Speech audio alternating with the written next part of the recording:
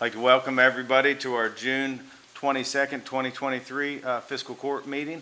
At this time, let's stand for the pledge.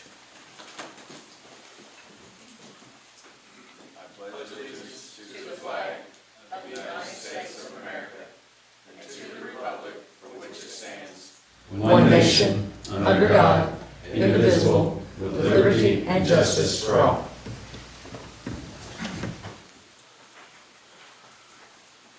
Alrighty, this time I'd like to open our work session up, and is there any public comments? If so, please come to the podium. Seeing none, I want to make an announcement before we really get going. So Andrew's been working on our microphone, so if y'all notice we added two, they're still off and on, so red is on, red off. I would just maybe leave them on unless y'all need to talk privately. Yeah. Our clerk got a microphone too, so you all could hear her, because I know sometimes she's asked questions. So hopefully that will help everybody watching that can hear. So first up is our Franklin County Health Department. Thank you so much. Yeah, So welcome. I'm Judy Mattingly, the Director of the Franklin County Health Department, and I'm just here to present our standard contract for health services, which comes in kind of an a la carte menu. And by and far, the largest menu item utilized by Fiscal Court is the comprehensive physical exams, which includes everything that the firefighters need for their physical, which I believe is every other year. And the other most commonly used item by Fiscal Court is the TB skin testing. And the rates for either the comprehensive physical exam and the TB skin testing stayed the same. They've not changed for several years now. And so the total not to exceed amount in the contract is $12,000 currently, based on the invoices from this current fiscal year. And we would always be happy to amend that at any time, and I'm happy to answer any questions about the contract. So just to bring everybody up to speed, because I know we tabled this last court. I think there was a discrepancy, and we talked about this in a committee the other day. I believe on the paperwork from last week, the budget number was $6,000, and our actual from last year was $11,270.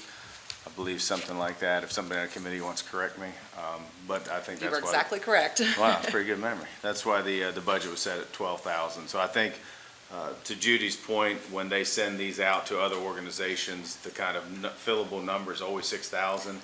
So that was kind of, I think, just something that was overlooked. Yes, we apologize for that. We keep it 6,000 for almost every agency, Yep. but with your firefighters, you all are a little bit higher. Yep. So I think there was a lot of concern from the court because it looked like it was doubling, and that's why we tabled it. So if anybody has any questions for Judy, please ask. Squire Sebastian. Thank you, Judge. Oh, no, thank you for having me. Microphone, please. Thank you. We get in trouble. I'm trying to keep everybody good. I Yeah, use you're them good. so much, I know I know. what to do, I think. You got it. And this may be a question for you. It also may involve Chief Brewer. So just, you said the physicals are every other year? I think that's correct. In the past, we've kind of done them every other year. We're trying to work towards getting them every year, trying to put the health and physicals more of a top priority. But just for budgetary purposes, the way we've tried to work it in, it's typically fallen every other year in the past. Okay, so in the grand scheme of what we're looking at today, the 12,000 in that line item, would that include the physicals, or are we a year away from that? My goal would be to be able to do the physicals next spring. Okay, so that would be in this budget year, that'd be in Correct. '24. All right, and so when that line item was shared with us when we talked about the budget, that we've prepared for that, is that correct? Yes. Whether it's in this line item or whether it's in your line item? Yes, we have a right? line item that it comes out of on Okay. ours for our firefighter physicals. Okay, I'm just being sure that we've prepared and we're not coming back later on it. All right, And thank you. that number, I think $11,250 is what the firefighter physicals cost us this past year. All right, thank you. Thank you very much, thank you both. Thank you. Any other questions from Ms. Judy Mattingly from the court? Let me ask one more follow-up question, just to be 100% sure. Did I understand you, Chief, to say that was going to be for half, or that's all? Or we're going to do half every other year? So we're doing half one year, half the next? We do them all, when we do them all. We do Now, if we have a new hire that has just went through physical, we will hold them out and not send them through it. Sure. You know, duplication of services there, but. Absolutely. But when we do it, we put the whole department through them. Okay, thank you. I just making sure I understood what I heard. Yes. Thank you. Thank you all. Any other questions? Judy, thank you for coming, and thank you for what you do for our community. Thank you all. Have a good night. Okay, thanks. Oh, they didn't tell you have to stay till the end? If you want me to, I can. She was out of here pretty quick, wasn't she? She's like, I'm going. Yeah, no, good. Thank you. If you need Yeah. anything, you know how to reach me. Yeah, thank you. Squire Sebastian? Judge, let me ask you this, Judy? Ah, Do you mind? you weren't quick enough. Maybe I will stay all night.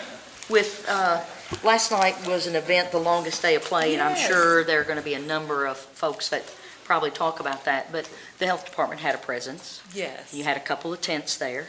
So is there anything that you might highlight in regard to how that impacts the community and the outreach for that? Oh, definitely. Thank you Because for the fire asking. department, we'll get a chance to talk about it, and others, sheriff's department and others. Yes, it takes the whole community to make the longest day of play happen, all of our partners, and it is really to highlight and encourage physical activity and to show, you know, especially our youth, that there are multiple different avenues of physical activity that doesn't have to be considered exercise, that it can just be fun things that we go out and do as families or with our friends.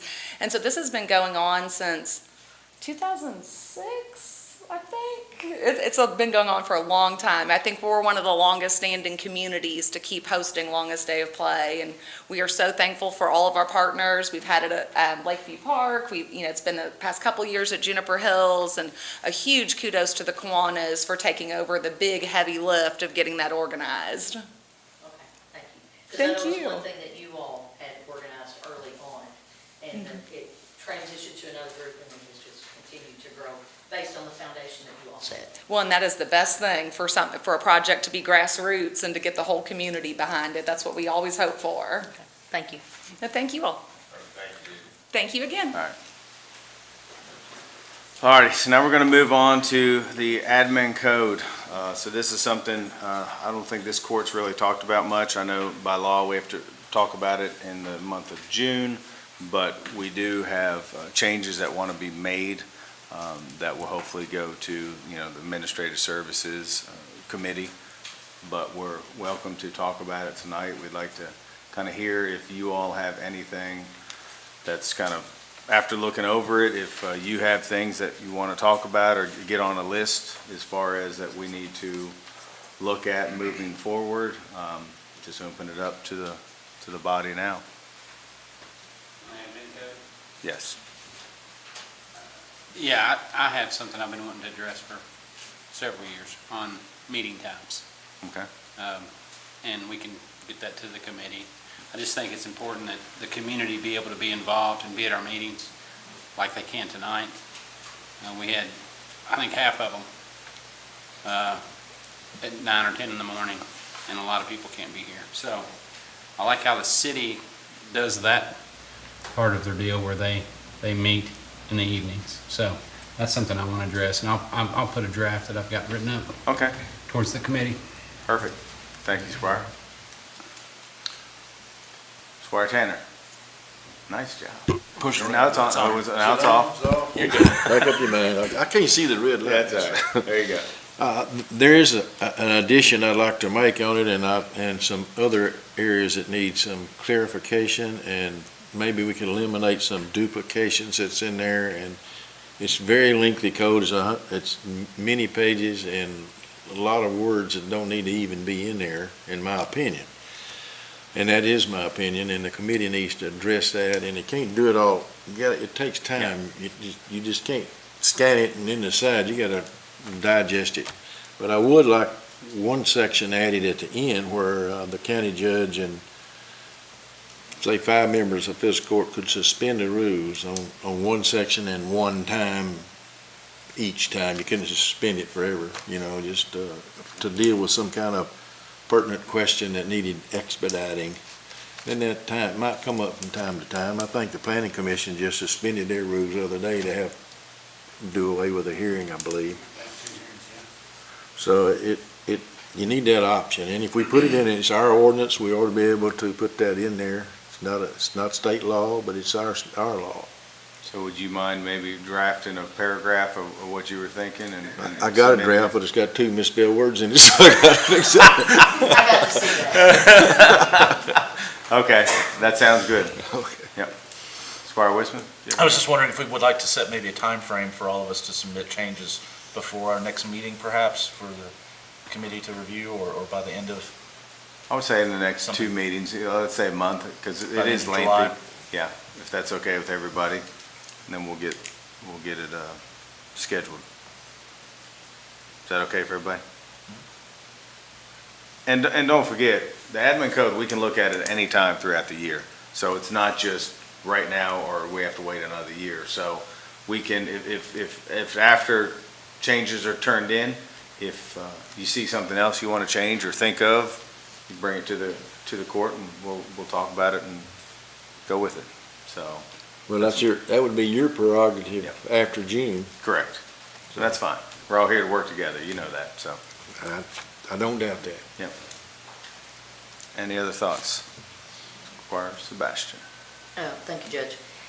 I know I sat in a committee meeting and one particular item came up that kind of prompted, I guess, a little bit of work to start on this process. So because the code is extremely lengthy, and I have a number of, I think, 15 pages worth of changes that the past administration didn't want to look at. So I'm kind of anxious to get in there and I guess address some of these things that those who have looked at it and those on this court who have looked at it that find things that are incongruous. You know, they're pointing at each other, telling you to do different things, and you know, some cleanup of things. For example, some of the statutes that are written in there no longer even exist.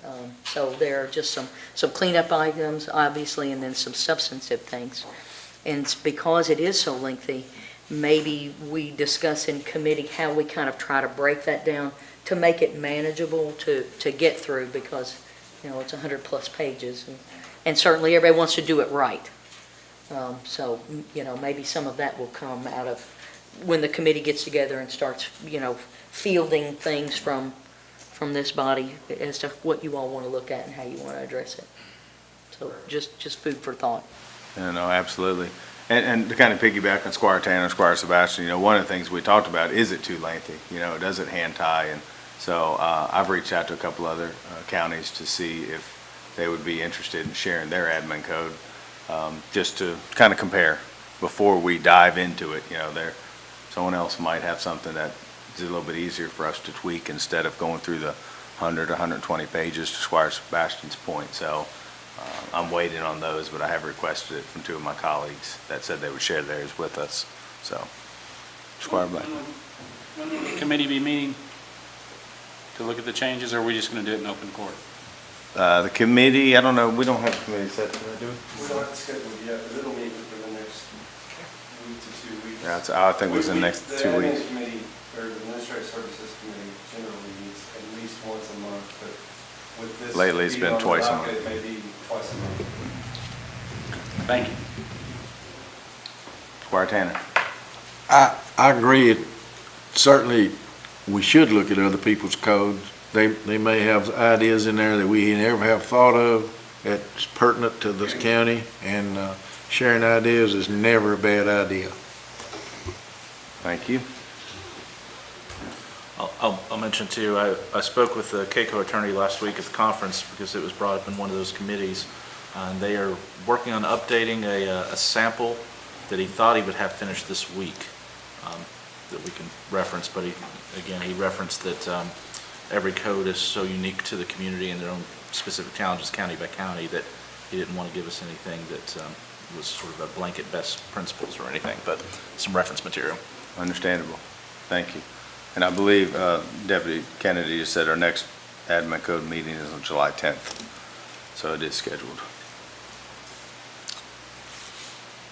So just, we can keep discussing, or if that's all we're going to discuss for tonight, what we'll do is in voting session, we will, under other business, I will need a motion just to direct the administrative committee to work on the admin code. And then if everybody's in agreement with that, and then we'll go from there. Anything else on the admin code? Squire Tracy? Quick question on that. I guess when it comes to this code, I understand that the committee will work on it, but everything that's sent to committee will come back out to be voted on. Absolutely. Okay. I think personally, the best way to do it would be, you know, if we, let's say we use the existing one, would be any changes made will be in red font or something like that. So you can still see the original to see what was changed. I think that's fair. Anything else? Alrighty, moving on. So we'll go to judge's report. A lot going on. On behalf of the Fiscal Court, I was able to, and Squire Sebastian was there also. We went to a nice reception for the community, and where we wanted to welcome the new president of Kentucky State University, Dr. Akakpo. Yep, I was working on that one too, but I just couldn't get it. Super nice gentleman. His background, I believe, is with the school BCTC in Lexington. He has a lot of experience there. His start date is July 1st, so we welcome him to the community. We've had a lot of committee meetings. I think you all know that. One of the greatest ones, I think, that we're starting to get back on is strategic planning. We have a lot of things going on, and we're trying to really get a hold of, especially with our, you know, we have our jail, our sheriff's department, our fire department, vehicle maintenance, things like that. We're trying to kind of get our head around purchases we're going to need the next 1, 2, 3, 5, 10 years, things like that. So we started meeting again with that, and I think it went very well. And we're going to try to, first thing we're going to start working on is vehicles and equipment and things like that. So we're going to try to figure out what we have and what's going to need to be replaced. And, you know, fire department, I believe they're on the schedule tonight to talk about a fire truck, which, as you can imagine, is not an inexpensive thing. They're very high maintenance over there at the fire department. And, but anyways, yeah, so that's been great. I attended the Rotary's luncheon on the 21st. We want to congratulate Tish Shade for becoming the new president of Rotary. I know she has big plans and is going to do great things for our community on behalf of the Rotary. Spent a lot of time with Robert Hewitt, our planning and zoning director. We're actually currently working over, looking at all of our zoning, fees, permits, licensing. I know he's had Tina, I believe, working on that. Trying to figure out, because it's been so many years since we've looked at things, so we're looking at surrounding counties to make sure we're charging the right amount and things like that. So that's something we've been looking at. The Comp Plan Advisory Committee has been meeting about the future land use map. I believe they're meeting about every 2 weeks. I think that's going pretty well from what I'm hearing from the public. We have also, as a Fiscal Court, been invited to go, the new Humane Society has opened just the other day. So I know the 2 dates that I talked to Carrie about were July 5th and 7th. So if you haven't talked to Mitzi, we're going to do it in 2 days, obviously, so we don't have a quorum. Isn't that nice, right? And they want to really show the new facility off. And I believe Squire Sebastian had made comment about last night with the longest day of play, which I can't say enough nice, good things about everything, how well it was. I mean, there was people everywhere. I couldn't believe it. It was a wonderful event. It was a great community event. The Kiwanis did an outstanding job, along with city, county governments. I want to especially thank Squire Sebastian. I know she works hard with the Kiwanis. She was there last night. Sheriff's Department was directing traffic. Fire Department was there participating, handing things out. I've got a couple of your guys playing with the balloon parachute thing with kids. I thought that was great. Also, I want to thank especially Mitzi Jevedin and Tina Peck, who did over 60 kid IDs, which is really, really good for the community to have record of those things. So I believe Andrew has some pictures here. There's Mitzi and Tina there, and some other people. So it was a great event. Squire Sebastian, would you like to comment while we're on the subject?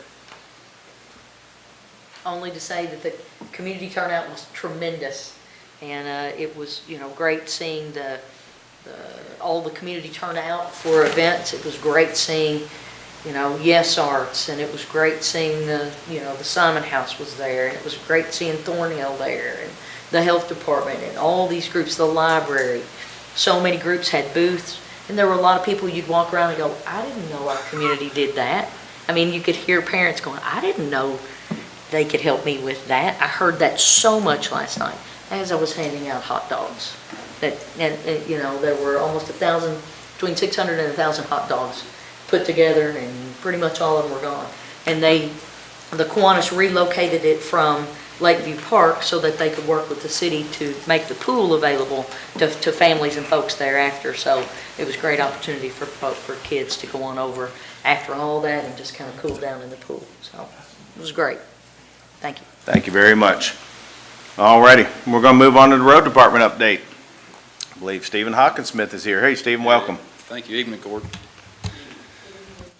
The last couple of weeks, we've been patching, roadside mowing in the Bald Knob area, and we got our mow trim going. I know Squire Sebastian's excited about that. And we hit Duckers and Country Lane, No Country Lane, South Scruggs. We've had a few animals, chipping, yard waste, and we completed our roadside spurring. All righty. What questions do we have? Squire Blackburn. I wanted to ask, I know, Microphone. Don't get us in trouble, I'm the telling you. city had a free trash week this week. So I know on the yard waste Wednesdays, how did that go yesterday? I know you're keeping numbers. Yeah, yesterday was a slow day, slowest all year, so we had 10 county, 17 city. Thanks.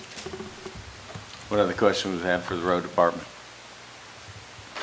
Stephen, do you have any idea how much, we're probably getting close to looking at the bids, right? Do you have any idea when that RFP is due?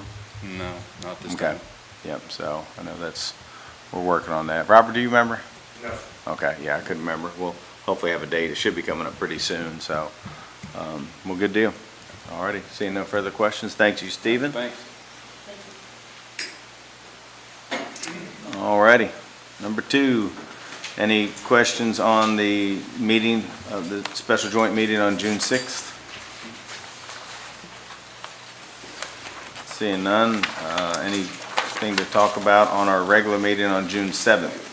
Judge, there's just one thing that I noticed that just caught me a second ago. Under the second paragraph, it lists all of our names and says absent was, and then it says County Attorney Max Conley was in attendance. It just seems a little, absent was, I just moved to strike those 2 words. Okay. Did you get that, clerk? Yes. 2 or 3. Thank you. 3. Anything else? Moving on. Mr. County Attorney, you want to talk about next one?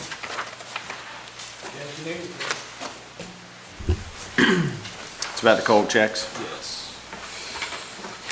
So, every year we are required to turn over any excess funds, and it's my understanding that my predecessor actually did not get that done last year, and so we submitted the 2 excess funds from code checks to the county's funds, and code checks are somewhat a thing of the past. As at one point in time that was a huge revenue maker, but not many people accept checks anymore. In addition, the check, I guess, agencies that validate checks there at the store, so that's why that amount is not very big. All righty. Any questions for our county attorney on that? All righty. I'll keep moving. Next, I believe we have our Sheriff's Department here to talk about a really, really cool thing. Yes. I got retired Frankfort Police Chief Jeff Abrams as our captain over the school program, so I thought it'd be nice if y'all met him if you haven't, and he can answer some of the questions if you haven't. But what happened was we signed a new MOU, and I just wanted y'all to be aware of it, that we're actually going to have a deputy in each campus now, which is great for everyone involved. So I'll be glad to answer any questions you might have. Yes. How many schools were we covering before? Last year, we covered 3. We Covered went th- to 6 this current school year we're in, and now we're going to 13. So it'll be 7 additional deputies. So we've doubled the last 2 years, and then this covers everything. Exactly. So we have an officer at every school. A lot of progress in a short amount of time, so it's exciting. It's outstanding. Thank you. Yes. I will say, I believe we're the first county in the state to be able to do this, is that correct? I'm not sure about some of them, like Fayette County have their own school police, but Okay. I know that many do not have this. Yeah. You all at least have to ask Jeff one question, because I made him come down here. Oh, no, we will. We're saving them. So, Squire Sebastian, I think you told me yours was for Captain Abrams, right? I can make it. How many you got? Just one. Okay. Oh, yeah. That's his. Come on up. I hope it's a softball. No, it's just, He was just it will telling be, me how it will much he be. loved city commission meetings when he was the chief. Yeah, I missed them. I'm glad to be in a public meeting. I see that. Thank you for coming. Yes, ma'am. Thank you. My question will be just for either. On page 4, under assignment of school resource officer, it says the SRO salary and benefits are covered for 9 months by the FCPS. And then it says, so my question is the other 3 months, because, we're not going to turn them out at that point, we're going to keep them on staff. How will that other 3 months be covered? I would have to read it, but the only thing we changed in this MOU was the amount of deputies, and there's a $200 fee per month per deputy. It's a flat rate for like maintenance, uniforms, whatever may come up, so I don't know what that line is, but they pay all year round, so it may be like the teacher salary where they spread it out over time. I wondered because the Yeah. way this reads, it says an SRO may be hired full-time employee of the office working 9 months and the remainder of the time being a sheriff's deputy, or as a seasonal employee, which is a part-time position, who will work 9 months and then be off 3.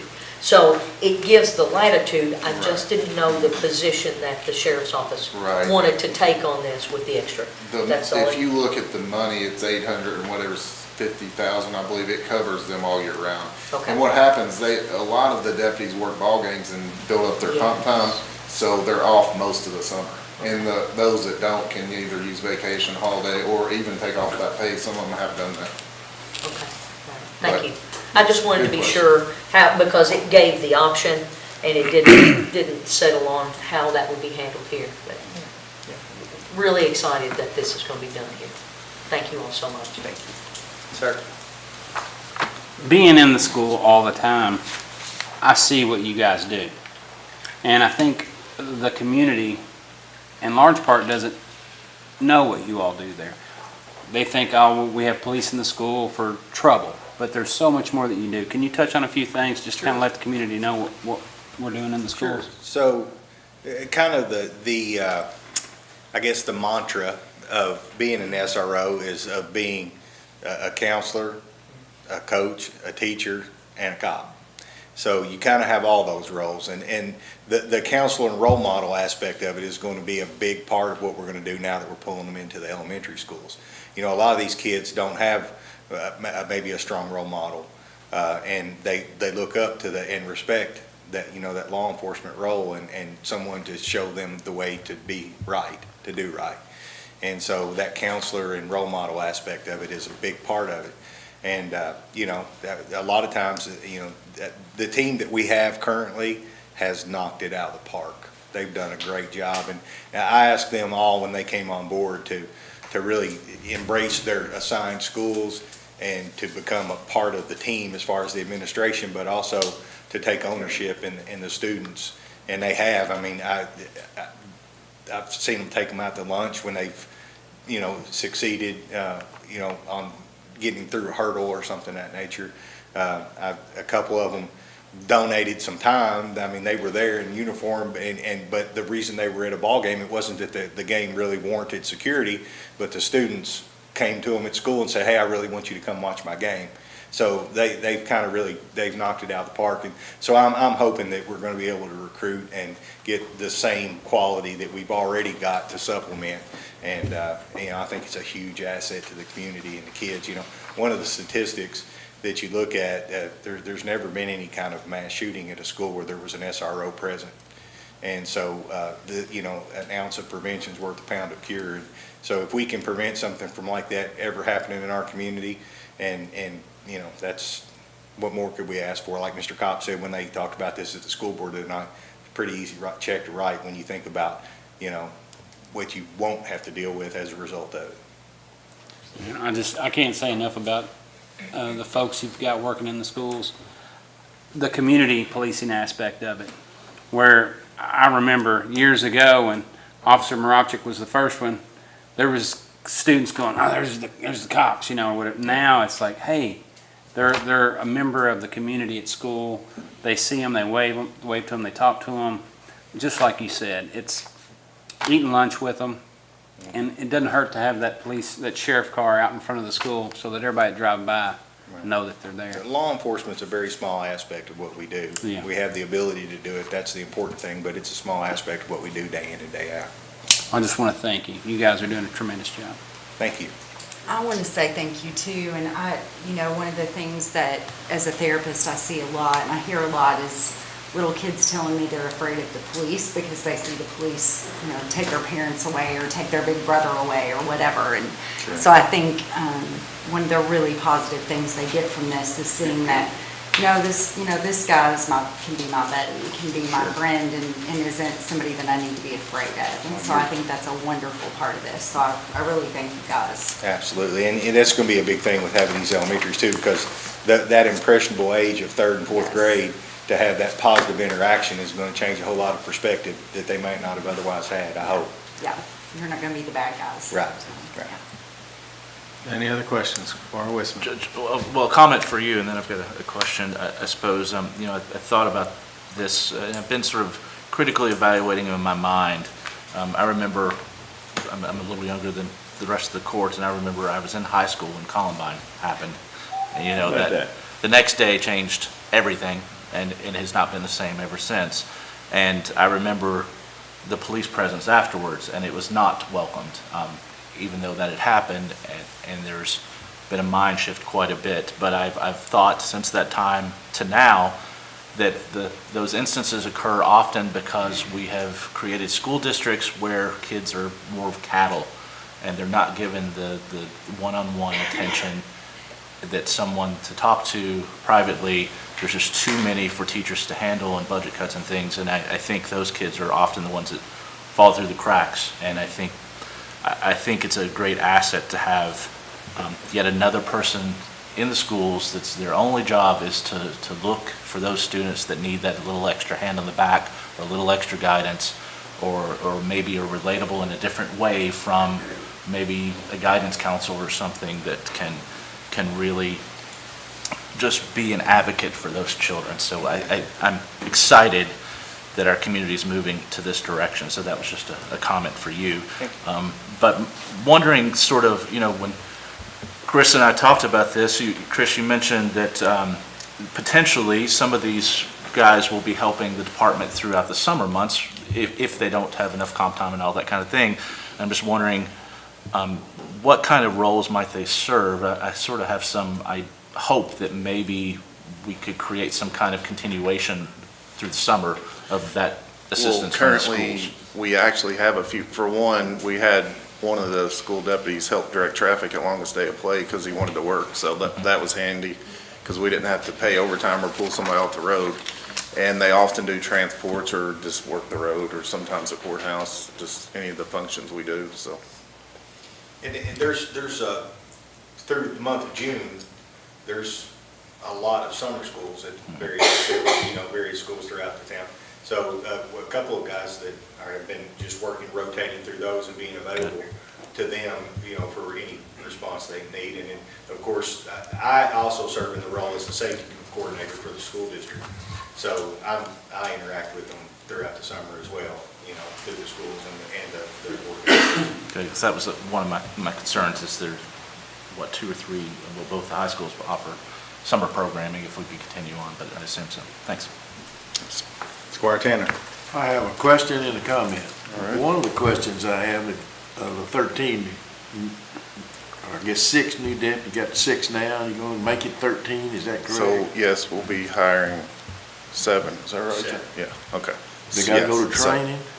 No, what we will most likely do is, we've got a handful of people in mind already that are in the process, And we also currently have some deputies at the courthouse that have showed interest. They're retired police officers. So this would not be a new hire, like rookie out of the academy. It's just not the right position for them. It takes some, it takes the right person to be in school. You need more experience than somebody that's just been to the police academy. So we will definitely hire laterals or move over current deputies that we have. Or you move and shuffle around, still may have to hire somebody to pull Right. that and send We them to we will training. definitely have to replace the ones we pull out of the courthouse with either court security officers or deputies. But the only comment I have, I think it's a very positive step and a livability factor for Franklin County. And people who thinking about moving here could look at that as a factor of what, I want to live where we got police in our schools, where I hope that's just part of it, but that's a real positive plus for this whole community. I agree. Most people that I've seen out since it's came out have been really positive. I haven't heard any negative. There's always somebody, but I guarantee it overtakes the ones that wouldn't like it, so it's a good thing. Squire Blackburn. I just want to point out one thing that I saw. So that you're hiring 7 more, 6 of them the school's going to pay for, and then the sheriff's office is covering the cost of the other, and no extra expense to fiscal court. I think that's huge, and it's a testament to what you're doing at the sheriff's department. Appreciate it. Yeah, Mr. Kopp is quite a negotiator, and he, I knew that he was close. And, he has a job just like you all do to control the money, and I figured, one night I couldn't sleep, and I was thinking about how can we make this happen, and I thought, we'll just reassign someone, not bug you all, because you got a lot of things going on, big projects, and I said, I'm sure he'll go for it. So I called Jeff and said, can you get us a meeting, and this is where we're at, so it worked out perfect. Thank you. Chris, I also want to kind of piggyback on that because I was in that first meeting with Mr. Cobb and you and some of your team, and I didn't think it was ever going to fly, the way it was being presented, but I appreciate you all working through it, and we as a fiscal court, I think you can all tell that we're very proud of our sheriff's department, and we're happy that we're going to be able to do this for the community. We appreciate it, and you all have supported us a lot. We appreciate it, and at the end of the day, it's still county assets involved, vehicles, employees, whatever. So we're all part of this. It's not just us. But we Bartender. I just got a text, and I'll share it with you. Somebody said we need to correct it. It's the sheriff's office, not the sheriff department. Because, it is an office due to the election. I don't know who sent it, but I don't, if you say department or office, it's fine with me. I thought it was fine too. Jeff, thank you for what you do. I know you're a big part of this in the schools and kind of watching over everybody, so we appreciate you guys. Thank you. All right, have a good night. Thank you. You too, thanks. Thank you. Thank you all. All righty, from there, we're going to invite our jailer up. He's not coming, he's got Kim coming. Hello, How are you doing tonight? I'm good. How are you all? We're doing well, thank you. So what I've got here, this is just a renewal, the contract agreement between the Franklin County Regional Jail, the Frankfort Regional Medical Center, and West Kentucky Correctional Health Care, on the agreement for our indigent prisoners. Squire Sebastian. Thank you, Judge. Just a quick question. Okay. As to how it's determined, how indigence is determined for this type of service.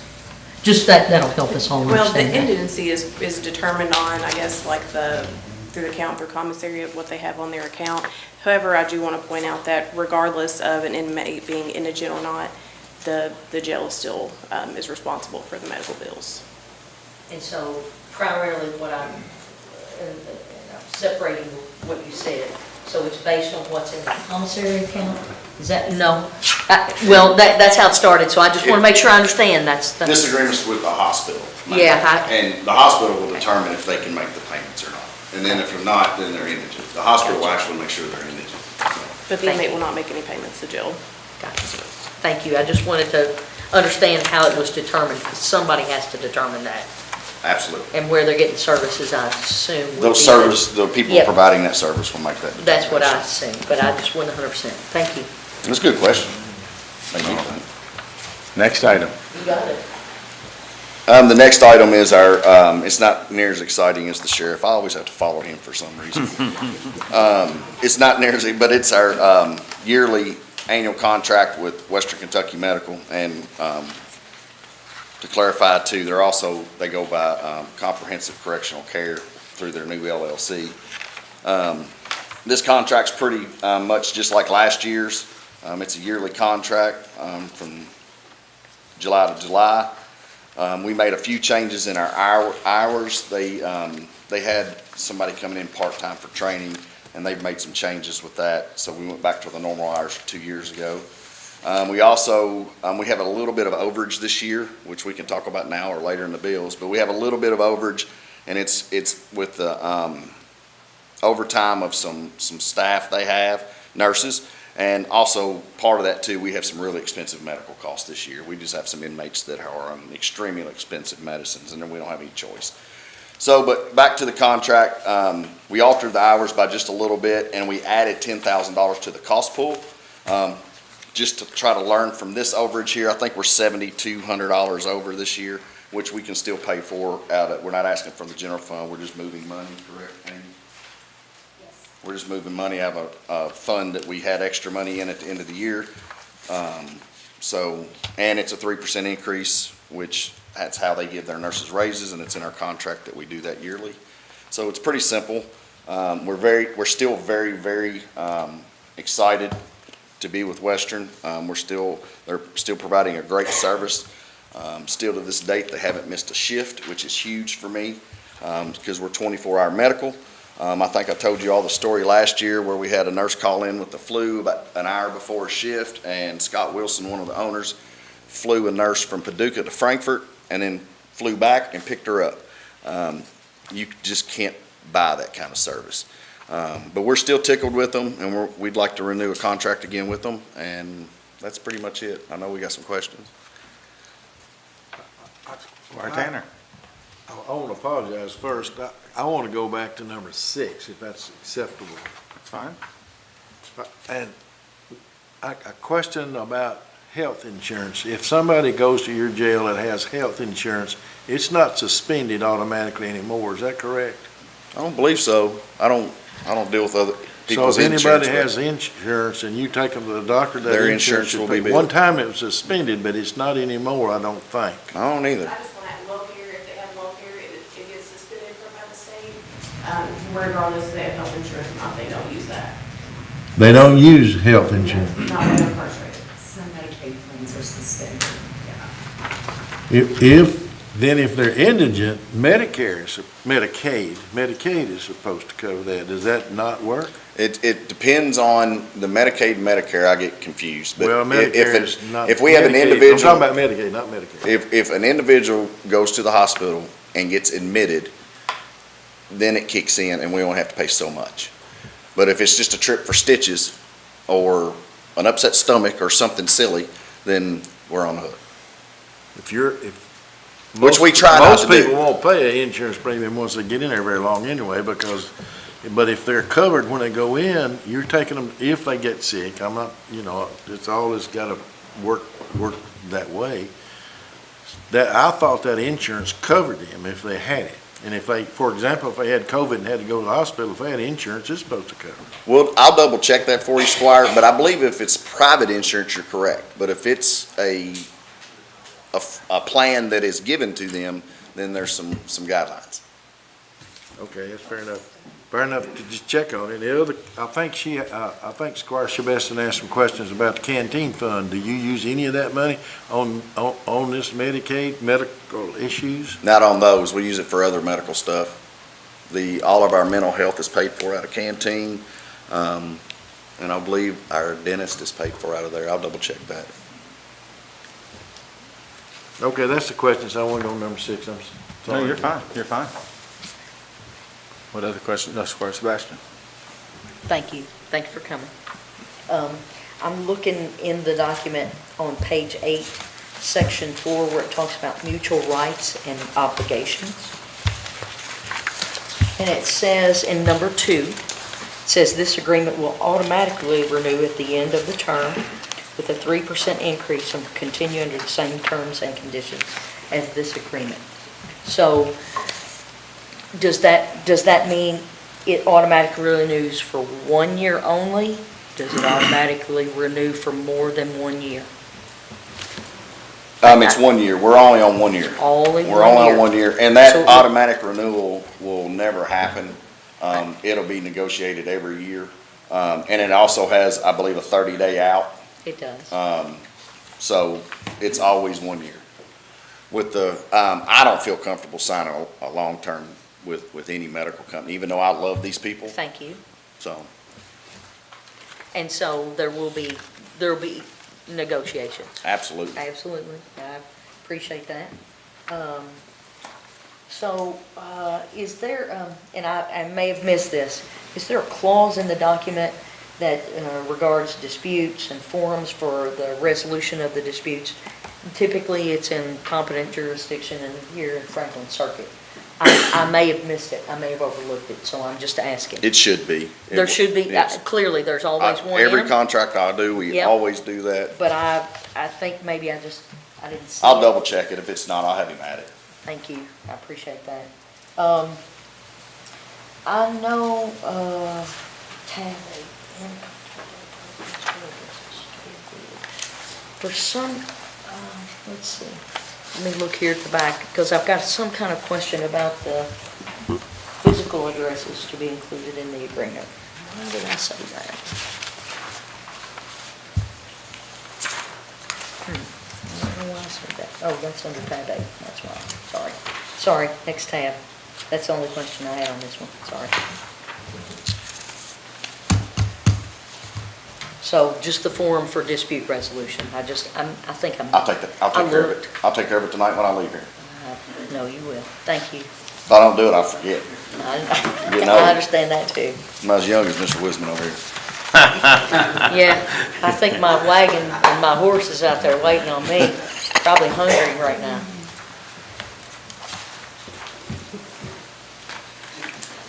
Anything else for the jailer? Judge, Squire Wisman. just wondering if you think that cost pool amount is sufficient. We had a average of, what, 87,000 for this last year? Do you think the 70 is going to be? Yeah, we raised it 10,000 Yeah. and until this last overage with the overtime, and that overage is from January. Let me make it very clear that me and the owners of this company had a discussion last week about if there's overages from July on, it is monthly billed and detailed. So that was for several months. So if it wasn't for the high medications that we have, we wouldn't even be over at all. So yeah, I believe we're fine, and we have some cushion in the budget line and this contract too, just for that reason, because before we had this company, you all weren't here, we were putting $75,000, $80,000 a year in medical, and I didn't want to do that anymore. So I think we're good. I think we've hit the target. I can't promise you that because I don't know what kind of medical issues we're going to have throughout the year. Hopefully none. I wondered, there's some changes coming in healthcare and medication marketplace specifically, that one site you can buy your drugs at cost online instead of through a pharmacy. Do we have some flexibility to? Yes, absolutely. That's one thing that I love this company. I'll try to get them here soon. One owner is the doctor, Scott Wilson. The other one owns a pharmacy, and that's Blake Wiseman. So anytime there's medications, he tries to get us some type of coupon or a generic, and save us as much money as he can. But sometimes we just can't. So, but he is very good at that, so. And since Squire Sebastian brought up that will automatically, I'd be more comfortable if that would just say may automatically if there's some reason we haven't renewed a contract and it. I don't like it in there, to be honest with you. I'd prefer to strike that whole clause, but yeah. We can take care of that. Well, That's all. that could be concerned, but right at the sentence right above it says you can cancel it 60 days without cause. So if you didn't like the 30%, you could, 60 days, all you gotta pay it. Yep. Jake, I think you have one more, correct? Yeah, I'm gonna let her do it. Oh, okay, perfect. If you don't mind. No, not at all, not at all. Just want to make sure. This is the monthly service agreement for the preventative maintenance contract on our water testing. If you have any questions on that. Okay. Squire Sebastian. Go ahead. Thank you. So the first question, I'll probably throw it to the county attorney, okay? Okay. So in a contract, don't the parties have to put a physical address in there? I've looked through this and it has our physical address, but it doesn't state where the physical address of Atom Chemical is. You know, when they sign, you know, president of or whatever, typically chairman of, you know, and it would have their name and title and address and all that. So it's just not, that's not listed in here, and that's just unusual. Every contract I've looked at, it's unusual to have that. So that was a question for him. If you all want that put in there, I'm sure they don't have a problem adding it. I'm assuming they're in Indiana because there's a question I'm going to ask about that in a minute too. But if you look at it, there's nothing, not even on their letterhead. No address. I would agree that an address was necessary. Okay. Just asking. Yeah. So, not necessary. Okay. The location in which the contract will be fulfilled will be here in Franklin County at the detention. Okay, thank you. I'll note that. In section A, number 4, it talks about providing labor, chemicals, equipment to remove excessive scale or deposits acquired during the treatment, et cetera, et cetera. That's a pretty long Yes. item, number 4 is. So when I look at section B, which is on the next page, number 10 and 11, it talks about the cooling tower. Is there a reason that they specifically do not want to clean the cooling tower? Because I'm assuming the cooling tower probably holds water for quite some time. So is there some reason that we might want to have the cooling tower put in this agreement? Or I can review? definitely have our maintenance director get with them and see if that's something that Because they you would can assume include. that that would hold, you know, water, and I don't know how frequently, how many gallons are in there, and I don't know how it cycles out, but you would, they're pretty specific about the cooling tower not being part of that. So I'm just wondering if there's some rationale for them, for that not, clearly not to be part of it. Okay, I could definitely look into that. Obviously, We might just ask if the I, question. went out there and tried to look at any of this, I would have no idea what I'm even looking at. I'm with you. We've used them for years, and we've been month to month with them. Mhm. I know offhand, we've not ever had any issues with the cooling tower. That's a good thing. You know, for that.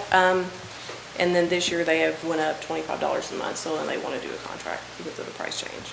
But number 10, I will ask about. And I don't know how old the cooling tower is. I don't know if there's something that it specifically is singled out above every other piece of equipment in that water filtration system. That's in here and it mentions it twice. Okay. So that just kind of is a flag. Section C, number 5, it talks about disputes being handled in Floyd County, Indiana. Mr. County Attorney, I'd like for that to be looked at, to be changed to Franklin Circuit. No problem. Thank I was you. going to say that they'd be more with the party negotiating the contract than Thank you. with me. Thank you.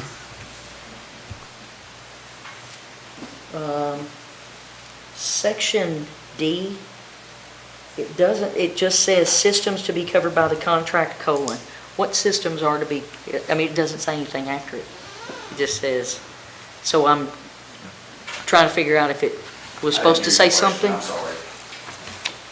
In item D, it says systems to be covered by the contract, colon, and then there's no systems. So does that mean there are no systems to be covered under it? I'm not sure. Under D. So is F the systems? Are they the systems? Or E? Are E the systems? I do It's believe just that E are the confusing how it's systems. written up. So I'm trying to be 100% sure that I understand that the systems to be covered are whatever E is. Is that right? Yes. Okay. Okay. So that refers to that. And it's got our customer name in there. Is incorrect. We are not the Franklin City Regional Jail. No, the city of Frankfurt would like to take over the $4+ million operation We'll of the have jail. that- we'll have that I'd love to changed give as it to well. them. That's in that. We'll have it changed. Thank you. Squire Tanner, I believe. It's just for my information, so I'll have in my mind what the cooling tower is. Is that the air conditioner? Or is that a tank of water? What is that? The Just cooling for me, tower, I don't know what it is a tank of water, yes. How big a tank is it? I'm really not sure, I would have to ask. Okay, is the hot, it says chilled and hot, is that tank of water hot water and cold water? Cold water? There are two.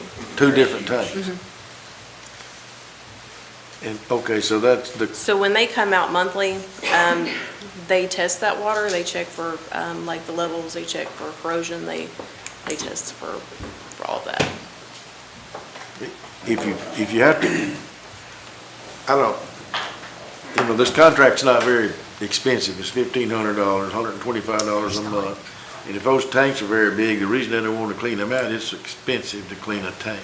If it's got a lot of sediment in it, it's got a lot of, how often have they been cleaned or have they ever been cleaned? I'll get you that answer. Ask for it. I've been there 4 years, and this is the first time we've had to deal with this, but I can tell you that that water moves through there so much. There's 300 people in there using water, so water's constantly moving. I can't see that it's that dirty, but I will ask Captain Culbertson first thing. Well, I may not be, but I mean, I know for some experience on large tanks, and this probably might not be large enough, but you get sediment in there pretty quick, and you gotta get a underwater vacuum cleaner to get it out, and that's expensive when you go to doing that. But anyway, this tanks may not be no bigger than a hot water heater, so I don't know. Sorry. Squire Blackburn. With the jail, and we recently did the energy performance contract. So all the equipment is up to current standards as far as efficiency and things like that. The hot loop, if I understand it correctly, is the boilers, right? And the water that's being circulated for the heat. The cooling tower is the converse of that. It's the water that's chilled and ran for the cooling. Generally, the heated water is more reactive and has more problems in the system than cooled water. And I believe that's why it's not as big of an issue and problems for a cooling tower as it is for boilers and pumps and tanks, anything running hot water. So, but it would be nice to see the service history of the. I've learned a because- very valuable lesson tonight. Next time we have a maintenance issue like this, I'm bringing Captain Culbertson before, because I can't fix a sandwich. Yeah. So, I bet you can. But boilers have to be inspected. Your all's boilers have to be drained and visually inspected by inspectors, state And inspectors. they are, And so that happens, is that yearly? yes. Because I've been in one, it's not a fun job. So, and the cooling tower is a little bit different, but it's just for understanding of how it works. Squire Wisman. I suppose the first question is there a time-sensitive need here? I'm assuming this contract, it just says July 1st at the bottom. It doesn't say that it picks up July 1st and runs for 12 consecutive months after that. So I'm wondering, there seems to be a lot of questions and a lot of things to clarify that we can table this contract till those are answered. Can I ask a question? How many years has this company worked with us? numerous. It's the first time they've won a contract. At least 7 or 8 years. It does say the condition of the contract, it says for 12 months from the start date. Yep. On there. So, I mean, for me, if you all could come up with the answers and just maybe send them in an email form, I'm personally fine, it's $1,500 and they've worked with us for many years. I'd like to keep moving forward if that's okay with the rest of the court.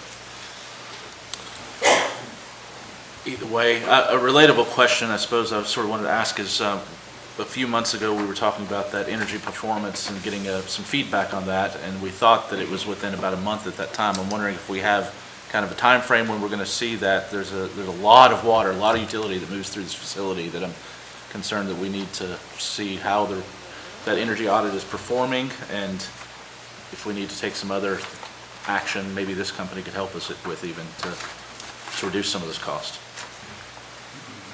Clerk, do you know, we've talked about that. Do you know where we are with that? They were gonna come and give us an update. Have we heard from them lately? I have not. Okay, can we contact them and tell them that we need them in here to Yes, kind of I go will. over? And I believe you all have been keeping track of things out the jail, and let's get that up there. That's a good call. I seen Ryan Baker at the general conference, and I told him that we had some issues we need to sit down and talk about. Okay, I yeah. saw him last week at the Judges and Commissioners Conference and told him we want him to come up here and see us too. Okay, yeah. Our Energy Committee was given the, sort of the contractor review 3 months Yeah. ago, and with the idea that the next month it was going to be brought to us to review, so. don't We'll want make a to note of that, and leave that's us a good by. call, Squire Wisman, because you're absolutely right. We do have to get them in here. Thank you. Thank you. If y'all don't have anything else for us, can we be excused? Yes, sir. Thank you. Have a good evening. Thank you. All right, this next one, we're gonna let Deputy Kennedy present.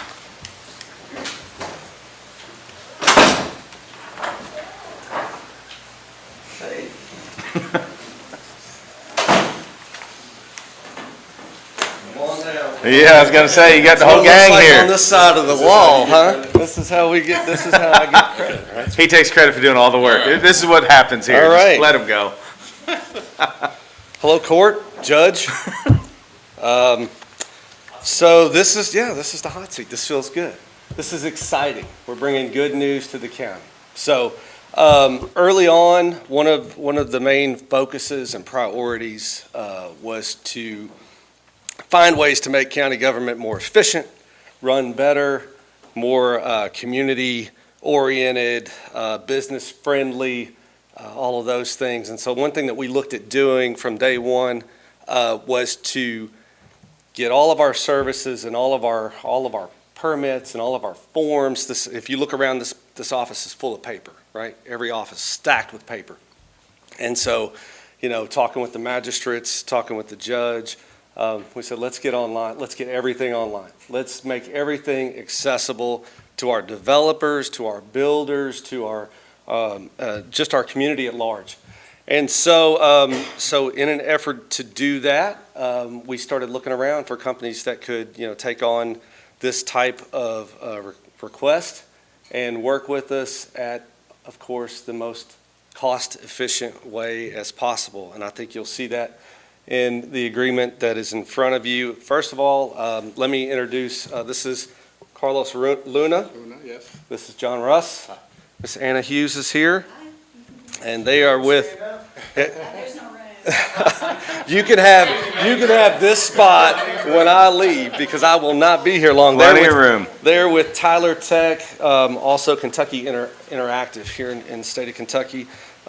They are on the state pricing contract, which is always good news when it comes to doing business like this. But they work with many counties. They work with many local agencies, local governments. They also work with the Department of Transportation. And I'm going to let them do all of the heavy lifting when it comes to the subject matter expertise. I'm not going to do that. But what I'm going to say is we have talked about how can we make the county more efficient, more business-friendly, more user-friendly, more community-friendly. And so my initial conversations with John, and we've had many now, are that we're going to start and go department by department with everything that this county handles, starting with planning and zoning. We're going to take every form, every permit, every fee that needs to be collected in planning and zoning, and we're going to make it accessible online. And so that's what this agreement is. That's what this agreement does. It gives us the capability to accept credit card payments when it comes to building permits, electrical permits, all the way out to Lakeview Park and golf and pavilion rentals and things like that. They are going to develop and build the system for us. And it's kind of, we're going to work together to figure out how those things need to look. And of course, again, they are the subject matter experts, so they will be, giving us a lot of advice on that. But we're going to move along to occupational tax. we're going to move to, you know, like I said earlier, all the Lakeview rentals, road department forms that they may have. Anything that we have that's in paper form, we want to try to make accessible to the community online. And so, like I said, this is very exciting. This is a big initiative for us, trying to move and progress the county forward. And so I just wanted to present that to you. In this agreement, I know how you guys think, and you're thinking, what's this going to cost us, right? This agreement, the only fee that is in there is a one-time fee of $100 per credit card reader. We've requested 4, 2 for Lakeview and 2 for here in this office to start. That's the only money that's in that agreement. And I'll let them explain this, but they have a processing fee. It's a percentage. It's under 3%. And as they collect payments online, their fees are recovered through the processing fee. So there is no expense to the county. With that being said, and I think I've pretty much covered everything, I want to introduce again, this is John Russ, this is Carlos Luna, this is Miss Anna Hughes, and I'm going to let them take all of your technical questions. Thank you. Welcome. Thank you. Thank you. So, y'all have anything else to say? And first, I want to thank Squire Sebastian. She kind of, I think, made the connection here with you all, and it's been great. And Jack's really been happy to work with you on this, and it's a super, super important thing for Franklin County. And So I would highlight, or expand upon what Jack said, is our funding model. So we have a master contract with the state of Kentucky and have since 2003 to provide e-government services. This allows us to work with any government entity, state or local, without you having to go through the RFP process. Biggest benefit of that is our services are self-funded. What that means is we don't typically charge agencies any fees to work with us. What we do is add a nominal processing fee on the select services to help offset our cost of hosting, maintenance, development, security, pay our salaries, Anna's too. So that's when he says there's no cost in this to you all besides those credit card machines. That's how it works. So the rate is 2.95% of the total. That covers all major credit cards. You can accept e-checks or ACH payments, and that's a flat $1 fee that the end user pays. You have the option to absorb those fees and kind of pay those out of convenience. We don't recommend that. Pass that on to the end user so that all this is done at no cost to you all. All righty, Squire Wisman. So just wanted to verify that the 2.75 is what's in the contract. You said 2.95 for the credit card processing. That is intended to be an additional fee on top of our base fee. So this is not debited from whatever our fees may be as an in-kind cost to our revenues. Just wanted to verify that. Thanks.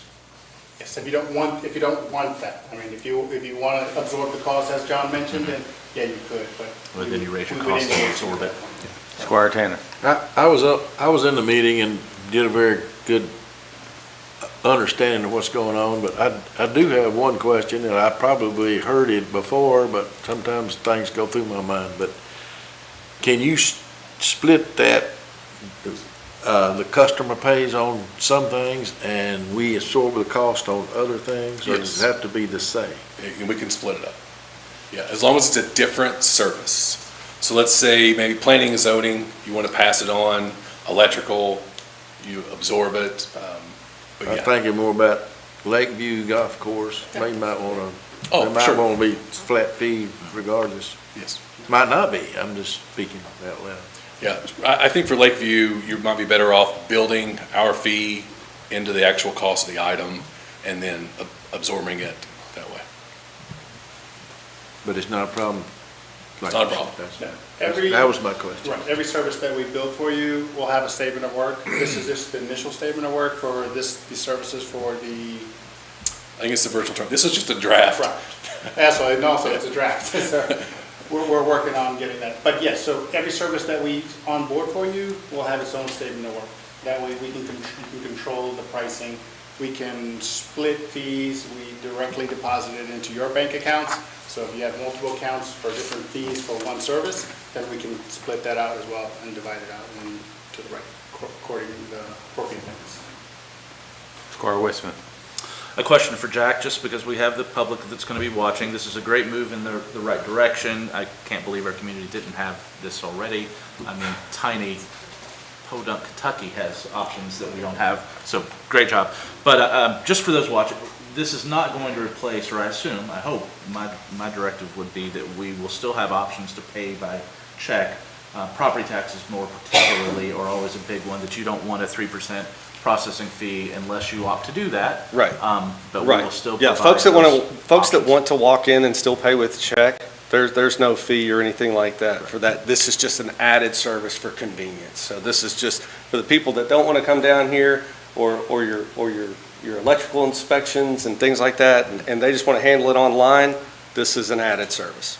But we will still collect. Just wanted to Yes. clarify Yeah. that no one gets upset that we're moving only to a digital form, that we You're can still correct. pay your property taxes and otherwise the way you always have. Yep. If that's what you want to do, but Yes, we're sir. providing other options. Yes, sir. Thanks. Squire Tracy. Thank you all for being with us, and great job. My question would be in regards to like the road department. Someone calls in, needs a driveway, culvert, obviously have to pay for it.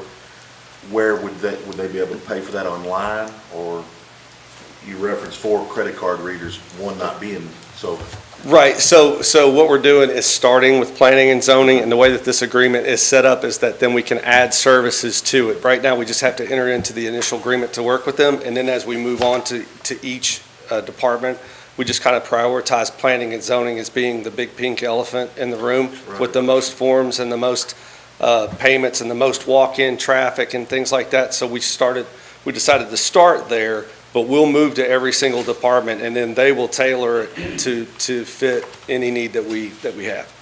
so they'll be able to pay it online, don't we, just like I'm buying. Absolutely, and then we can add a credit card reader for them at that $100 flat fee. If needed. Squire Thank you. Sebastian. Thank you, Judge. Thank you all very much again for being here. So I guess the first question I'm going to toss to our county attorney, because I think this is just a draft agreement and we've probably got some terms that we want to work through, okay? So the question I'm going to ask is in regard to Section 4, termination. So under that, in A, it says a particular service application can be basically terminated if there's insufficient interest in that application being used by the public. And it gives 30 days advance notice of that. So for example, we may have a little used application, like a repayment of occupational tax. Let me just use that as an example. We don't do it a lot, but we do it. So that will be one that will be not used very much, but it's definitely one we have to have. So how do we work with you so that, because the way this reads, it almost sounds like it's at the discretion of your organization to make the cancellation. So, because I know going into this, we've got one that's not going to be used a lot, but we've got to have it. So how do we work that out? I've been with this company for almost 16 years. We've never gone to a partner and said, you know what, this is not making enough money, we're going to turn that off. Thank you. That is more for your all's discretion. Anytime of any of our services, you decide you don't want to use them, you just have to let us know. We ask for 30 days notice, but you don't have to give it to us. We'll provide you with a decommission letter then we'll turn off that service. And I don't think we would want to turn off that service that I specifically referenced, but it's the way the contract reads.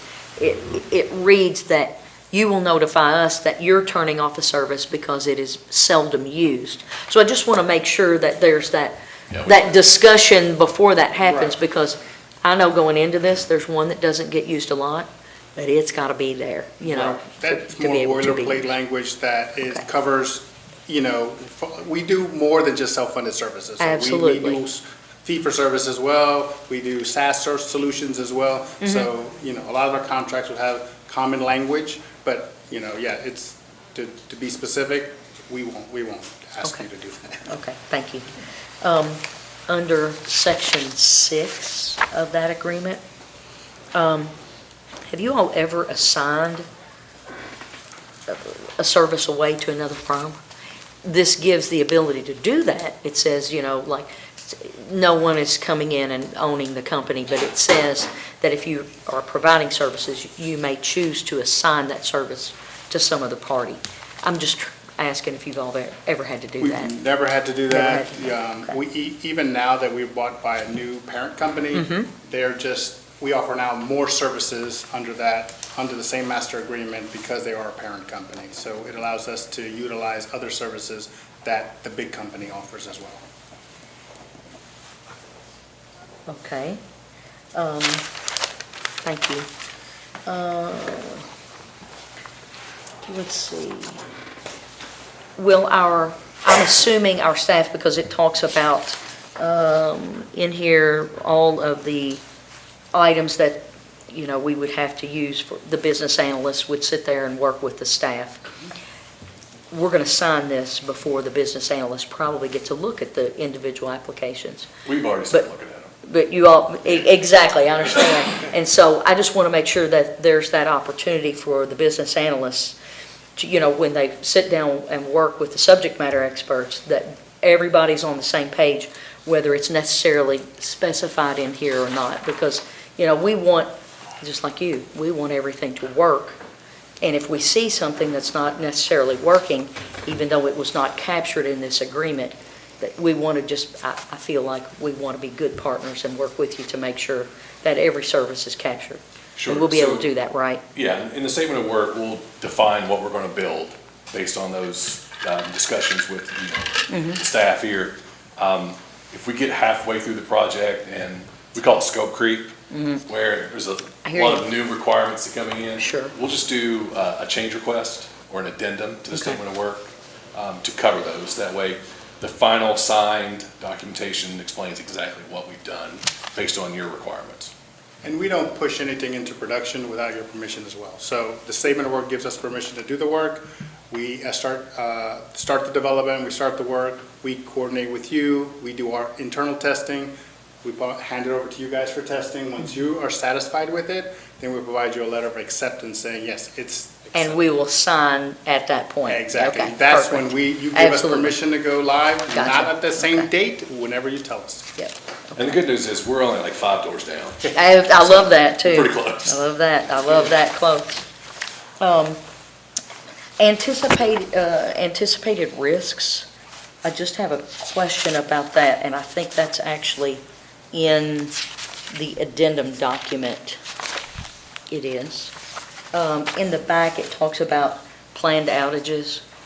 So can you all talk to us a little bit about planned outages? Sure. Because we certainly want those after typical business hours, so that we can minimize any kind of outage. But it also talks about, I don't know, I missed in here like the recovery window, because sometimes there are unanticipated outages, we know that. And then what is the SLA to bring that service back online? Because we want to have it, just to maximize that for convenience of everybody's use. So if you could talk to us about, just about those two So for the things. planned outages, we do those off hours, usually over the weekend between 4 a.m. and Yeah. 8 a.m. Now, there are some planned maintenance that the state does that we have to abide by. But we do notify our partners ahead of time, usually a week, and then a reminder a couple of days before that, all right, these services are going to be offline, or the state has a planned maintenance that is going to affect your services. Now, for what you all we're planning on doing for you all, the state won't really come into play. It's more for the county clerks and their vehicle registration renewals. Okay. But anything that we have planned, we will notify all of our partners. Okay. I'll let you discuss the unplanned. Yeah, so with regard to non-planned maintenance and outages, we do have an SLA agreement, I think. Have they signed that yet? A service level agreement? No, that's also fine. So there's a service level agreement that is subordinate to our master agreement, and this is subordinate to the service level agreement. Okay. And so what it basically says is we need to be up 100% of the time, with the notion that there could be planned outages and to be up as soon as possible. The good news is we have redundant solutions. Okay. So that we're you know, if we go down for whatever reason, we can migrate over to a different data center. We're moving over to Azure as well in the cloud. So Okay. right now, the services that we provide for you, by the time they get developed, will more than likely be in the cloud. They'll be geographically redundant as well. So we'll have minimal, if anything. And then because it's in the cloud, the maintenance for the actual servers themselves don't require that much downtime because, you know, we just switch off one, turn on the other, so on and so forth. When you have physical services you have to maintain, it takes a little bit more effort to do that. Okay, thank you. That helped quite a bit. And then I think I just have one other question. On page 9 of the piece in the back, there's the fee chart. And my question about the fee chart is how often do, like, the service fees get sent back to our party? Because let's say something doesn't go through. So Okay, what so happens at that point when it doesn't go through? If there's a return. Yep. Or a dispute of a charge, which is going to happen. And it will, absolutely. We do not take funds out of your account. Instead, we will net that off of a future deposit. Okay, So if you have, let's say you did 10 transactions today for $100 apiece, you would expect your deposit to be $1,000. One of those was returned, so instead of sending you 1,000, we would send you 900. got it. But we will never go in and pull funds out. We will only deposit. And you have access to the reporting system. No, that's perfect.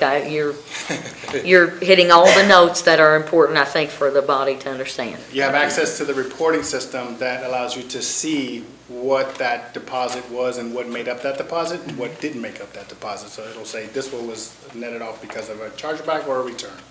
And so you'll be able to run those reports. Excellent. And if there's a chargeback, Thank we will dispute that on your behalf. Okay, excellent. Thank And you. if there's a question about a transaction, it's our name and phone number that shows up on their credit card receipt. So Their name. they'll call Anna. Well, your name, our number. So they'll call Anna and she'll handle it. So we're the first tier support for all of our payment processing.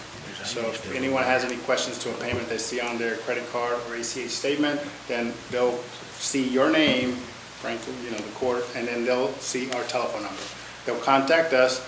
We'll field that question. If it's something we can handle about the payment itself, who the payment is for. Sometimes they don't know because of an acronym or because of a naming convention that they don't recognize. Then we'll tell them, oh, this is for such and such. And they're like, oh, okay, no problem. Once that's done, if they have further questions like why is my license is not working or why is it expired, then we refer them to you.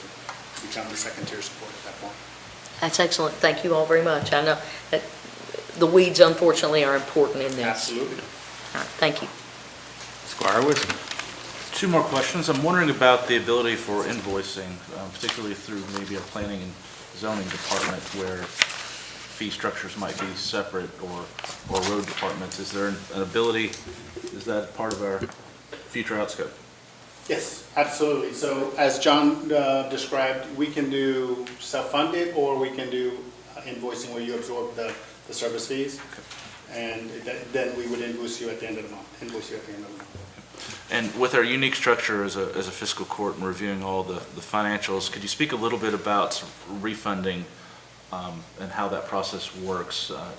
It's one thing if the golf course needs to refund a transaction that they had to cancel quickly. Another thing entirely for someone requesting a refund of a portion of a culvert, for instance. But So go ahead. We leave that up to you. We give you access to the payment engine that has a permission for refund capability. So if for whatever reason there was a duplicate transaction, because it can happen, it is electronic, certain things get, glitch or something and that happens. If that happens, then you want to refund that one of those transactions because it didn't actually, they only need to pay once. So you have access to go into the payment engine and then refund that, and then you track it in your own system as well after that. And what that'll do is that'll put the money back on the user's credit card or payment type, as well as pull the money back from another future deposit, and then make sure it gets back to them. So we need to set up some internal protocols per department as we're unloading or onboarding everyone about what those are and what we can and can't. Yeah, and you can also do partial refunds. We're talking about Lakeview. They accidentally charge $2.50 for a bottle of water instead of $2.25. You could go in and refund part of it. And finally, my last thing is just if you could speak to fraud protections a little bit with your processing systems. Sure. So we are audited regularly. So we are PCI compliant. We have to adhere to all the PCI payment card industry standards.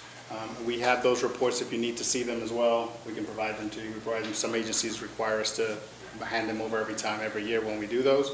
But we are constantly doing security. We always have security training at all of our staffs. Anyone who works for any of our, sorry? It's constant. It's constant, yeah. Every now and then we have a security training. But we are very security compliant. We do PCI. We also do what's the third one? SOX.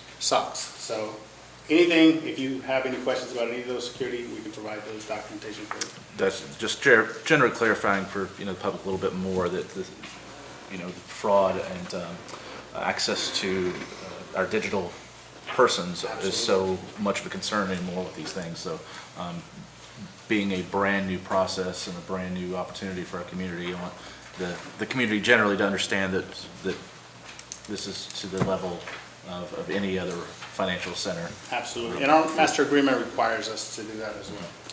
And for reference, in 2022, we processed 5.6 billion transactions for the Commonwealth for over $8.7 billion. Thank you. Any other questions? I think one of the other things we talked about in the committee is how quickly this could go online. And I believe we were thinking month and a half, 2 months. I think So time if we things do an will work iterative out. approach where we kind of start with planning and zoning, we just need to know which forms you want to start with. Yeah. We'll start mocking those up. We've already started, just I pick some. We'll take about 10 days to get the bank set up, and then get the documentation signed. We'll build it out. You all will review it. We'll test it, and then we're ready to go. But a month and a half tops. Perfect. And if you have multiple banks, it's about 10 days per each bank. It's just, so if you give them all at the same time, it's 10 days, but if you give them sporadically, then. Yeah, once we have the signed statement of work, we'll start the bank setup process, because we haven't done that bank setup. Yeah, I think this is an exciting time for Franklin County. I think all of us in this room know that we need to get up to the age, and this is a very, very, very important thing to do for our community. So we appreciate you all, and I look forward We're happy to help. Look forward to working with you, and like you said, you're right down the street, so that definitely helps. Thank you, Judge. So, thank you. Thank you. Have a good evening. Thanks.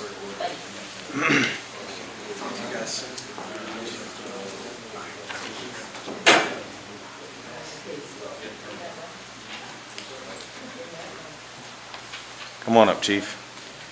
How you doing this evening? Doing well. How's everyone else doing? Good. So for this item, as you're all aware, the fire department has a fire apparatus, a pumper budgeted for this upcoming fiscal year. We're trying to be proactive and going ahead and trying to find trucks that are available out there that could be purchased to go ahead and speed that process up, because right now lead times on trucks are 2 to 3 years. And the whole goal of this is to try to separate 2 trucks that are coming due at about the same time in 2027. So our goal is to get this one replaced in 2024. We've talked to some vendors who are out there who have some trucks that are already in the process of being built, but they're early enough in the stages that we could still make alterations to meet our needs. And we can do that. We've through using a cooperative purchasing contract through Sourcewell, which we've done. That's how we purchased the ladder truck, for those who are on the court that recall that.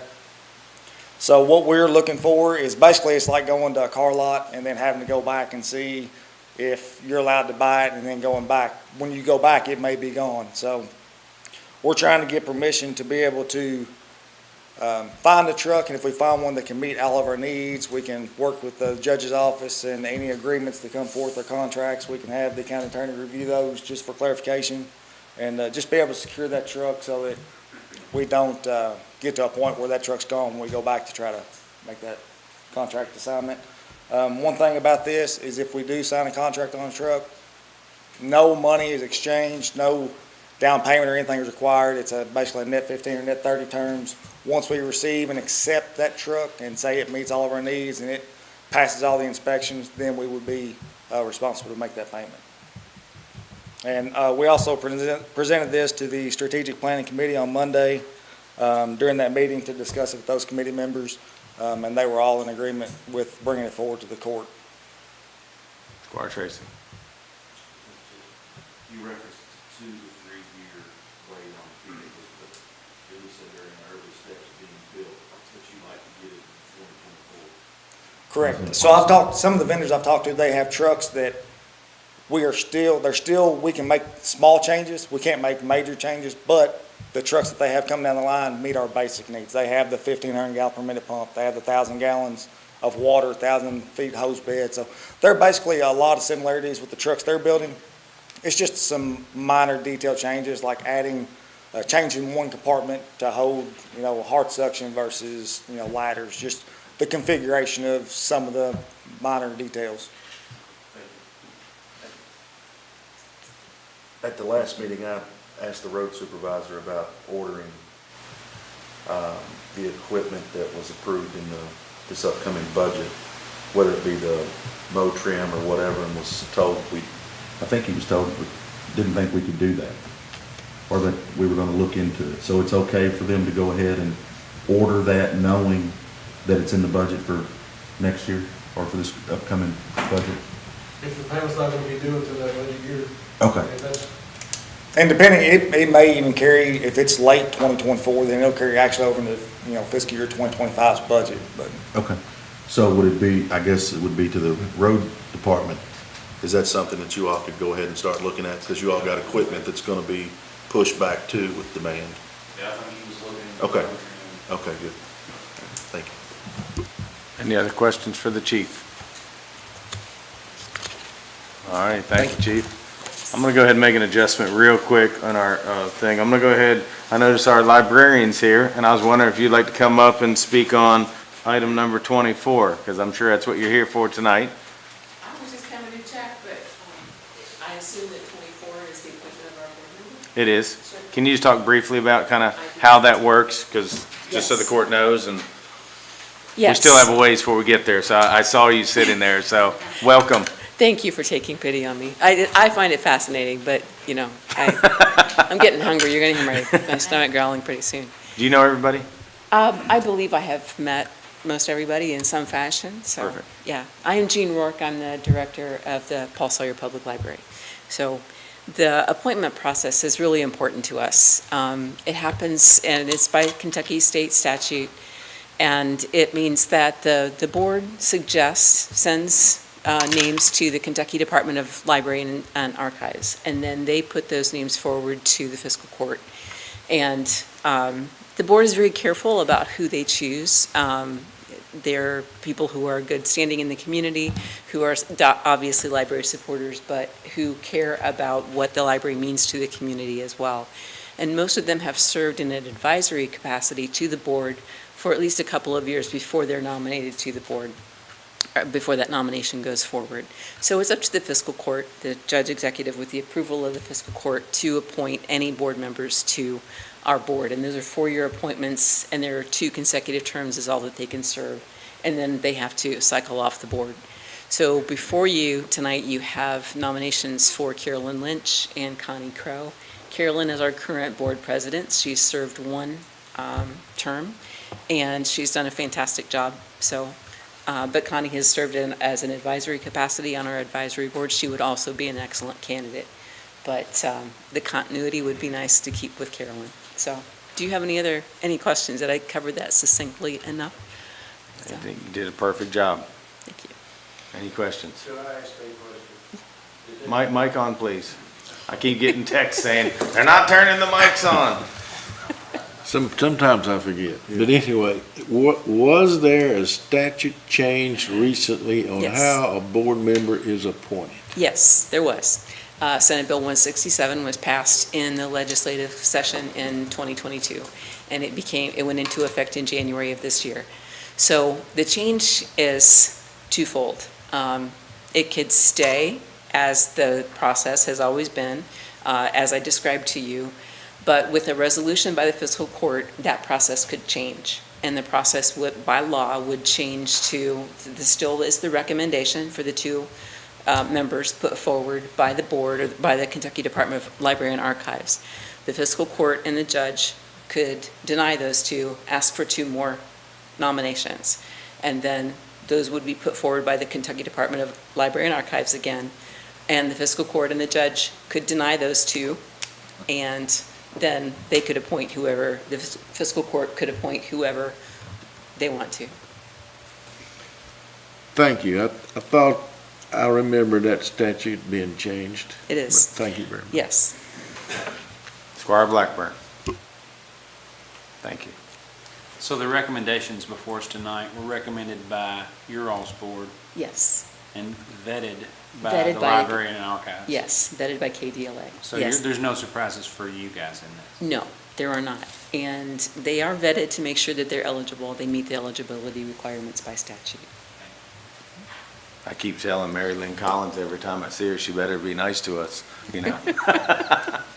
So, perfect. Seeing no questions, thank you very much. Just My wanted to pleasure. go ahead, saw you sitting there and thought we'd go ahead and move you up there. Thank you. Thank you. All righty, Robert?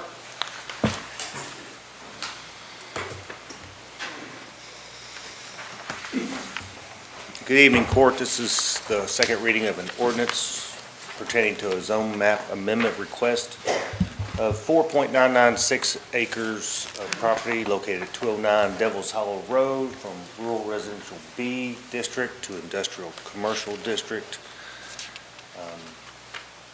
That's all I have to say. Thank you. All right, any conversations within the court? I believe Squire Wisman, this is your area you represent. Can I ask what the recommendation of the planning staff was for this change, zone change? Can I ask that? It's in the That record. should be contained in the documentation that's been provided to the court already. It is. So if you would like to read that, I would hesitate to let Robert read that. Like I said, if you want that read, that's been provided to the court in advance. Does it make a difference who reads it? Okay. I can't find it offhand, so we'll just pass on. No other questions? Any other things to talk about with the court on this zone change? It is the second reading tonight.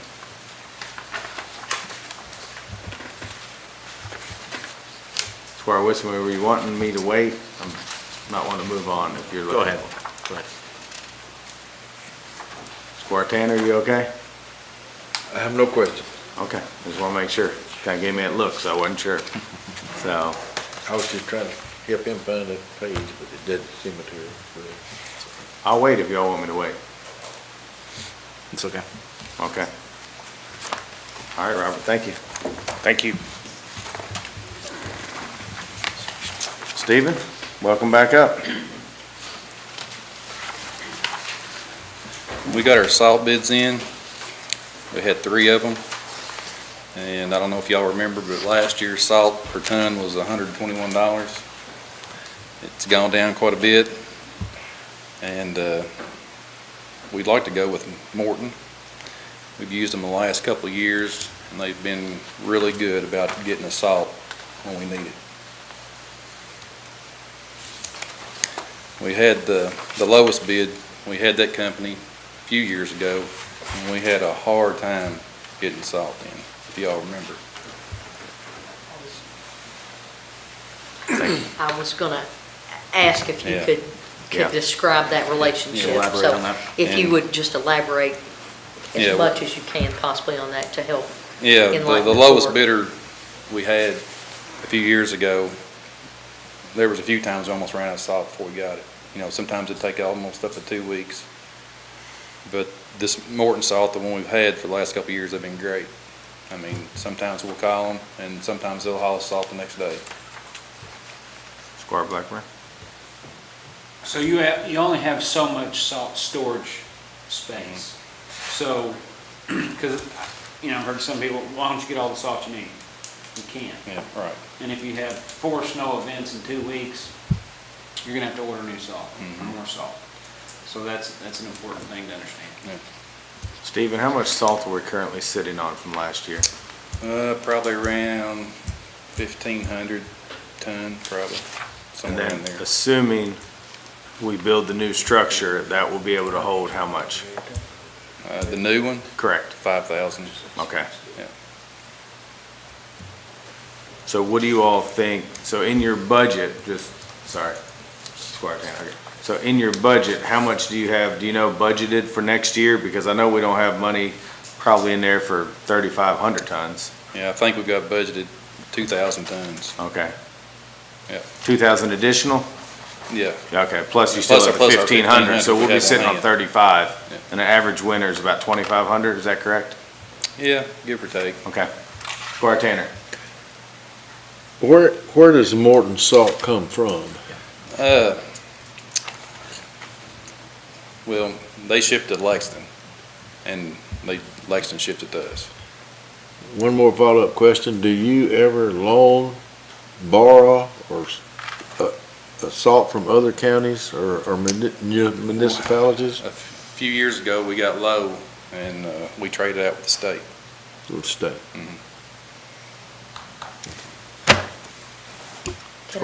Can I just add that a lot of times we've been really blessed by the relationship we have with the state for a number of things. There'll be times they'll step in and help us when we can't get to certain things. So that relationship is gold here. And I'm hopeful we continue that Yeah, we've got a good really relationship good with working relationship with them. So, thank you. I'm going to ask our county attorney a question. Is there any problem if we do not take the lowest bid? Is it? So tough. I'm just wanting to make sure. Okay.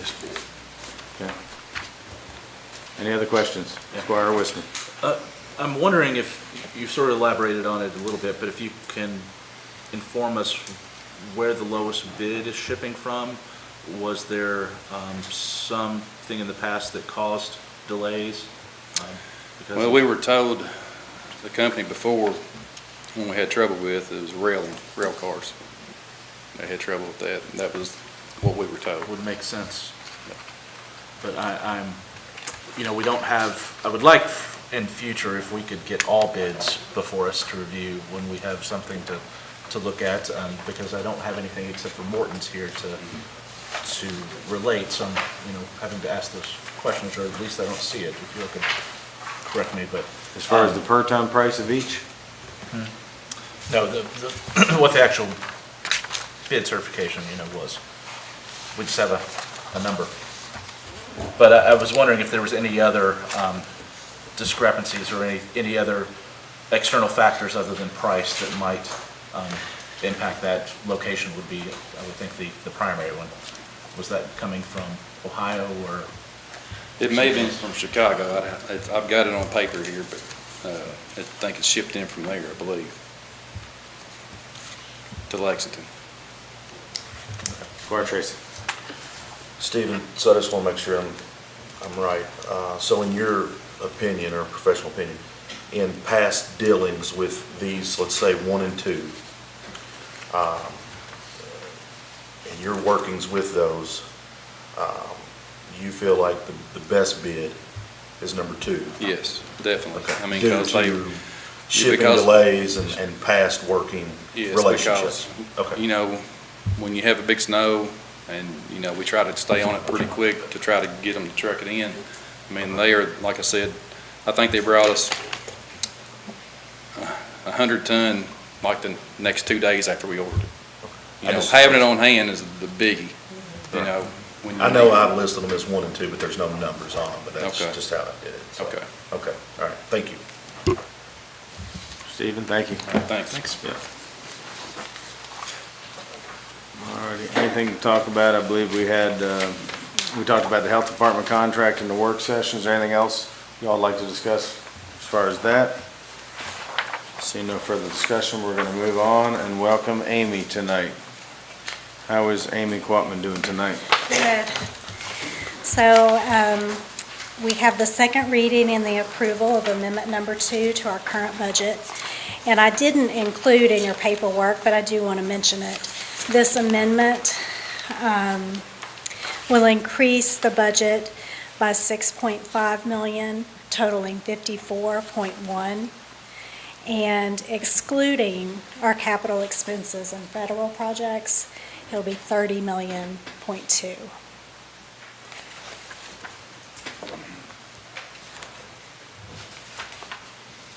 Alrighty, questions for our treasurer? Amy, could you relate just what our anticipated income is then, based on that 30.2 as expenditures? This amendment will bring it to 54.1. But I'd just like to give you those numbers. The 30.2 is just taking out any federal projects and capital improvements. Does that answer? Okay.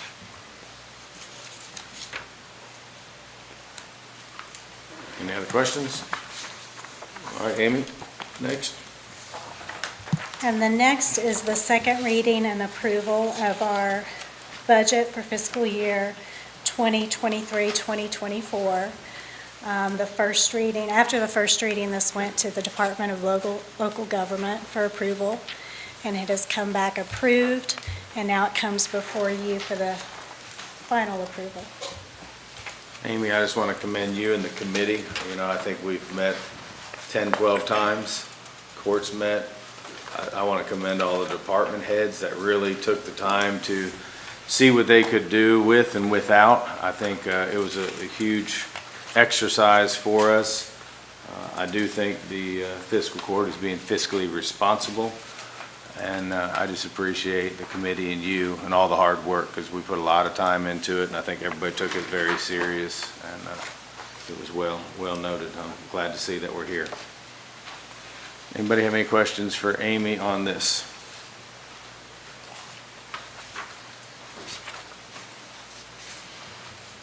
All right, thank you very much. Next. And the next is budget transfers to our current budget.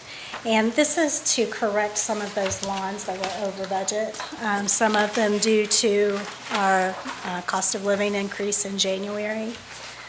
And so it's rather lengthy, but this should get all of those accounts where they need to be. Squire Tanner.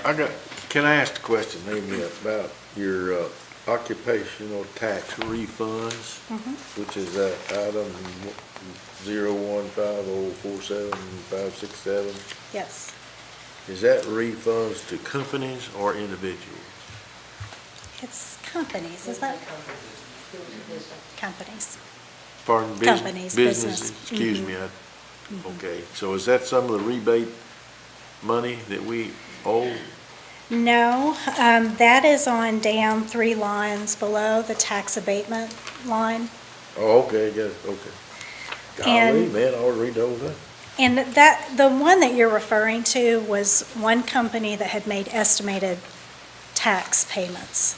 And then when it was completed, they did an extension, and when it was completed, they asked for the refund because nothing was due. So that's the occupational tax refund, not the Yes. tax abatement? Okay, Yes. thank you.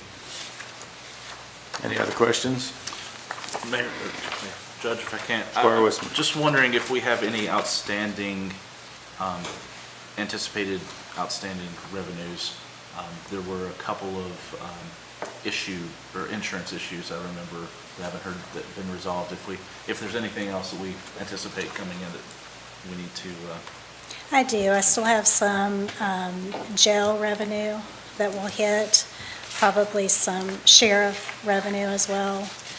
It is possible we might have some insurance proceeds come into. You're right, we do have a few outstanding. okay, thank you. Seeing no further, Amy, let's keep moving, please. And then the next item is cash transfer. And the road fund, jail, and fire fund, these are budgeted, And those, even though we have one bank account for all of our funds, we still need to keep each fund. We need to have the money in that fund. So this is just making that final transfer for the year. Any questions? One question in my mind is on the road fund cash. So the 225,000 number I see over there, is that transferred in there? Is that the name, isn't that the same number of the truck tax money or whatever they call that, truck license fee, whatever, from the trucks? I don't know, but it's not because of that. Pardon? There's no connection Okay. there. That's just what was needed for that That's account. just what it was, okay. Yeah, yeah. That's your lottery numbers tonight, Richard. That's it, what it is. All right, Amy, I believe you have one more, correct? Right, and this is the treasurer's report. Our last meeting, you all had seen the numbers for May, but these are after I did all the reconciliations. So the very last page shows each fund balance, the receipts as of May 31st, $30,667,895. Expenditures, $30,648,883.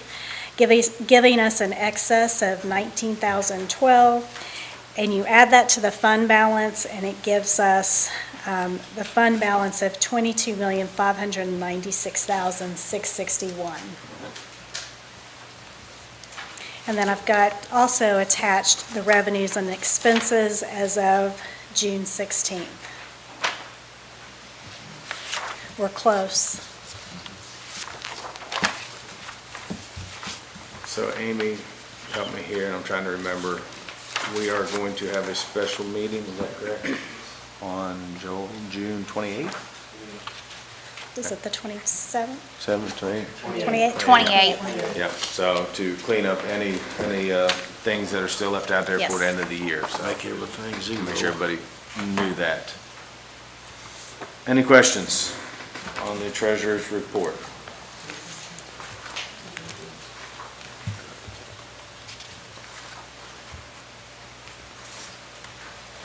A question, or is that just, okay. Amy, thank you very much. All righty, we're on to payment of claims. Kim, do you have anything to talk about, or are you just fielding questions? Just questions. Any questions for our Ms. Kim?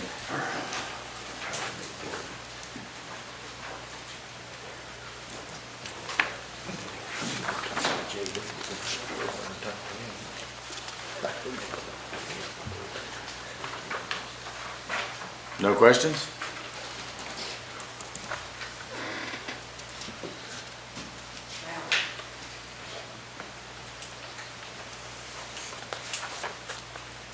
You're all still looking really hard, so I don't want to move yet. I know as soon as I do, they're like, ah!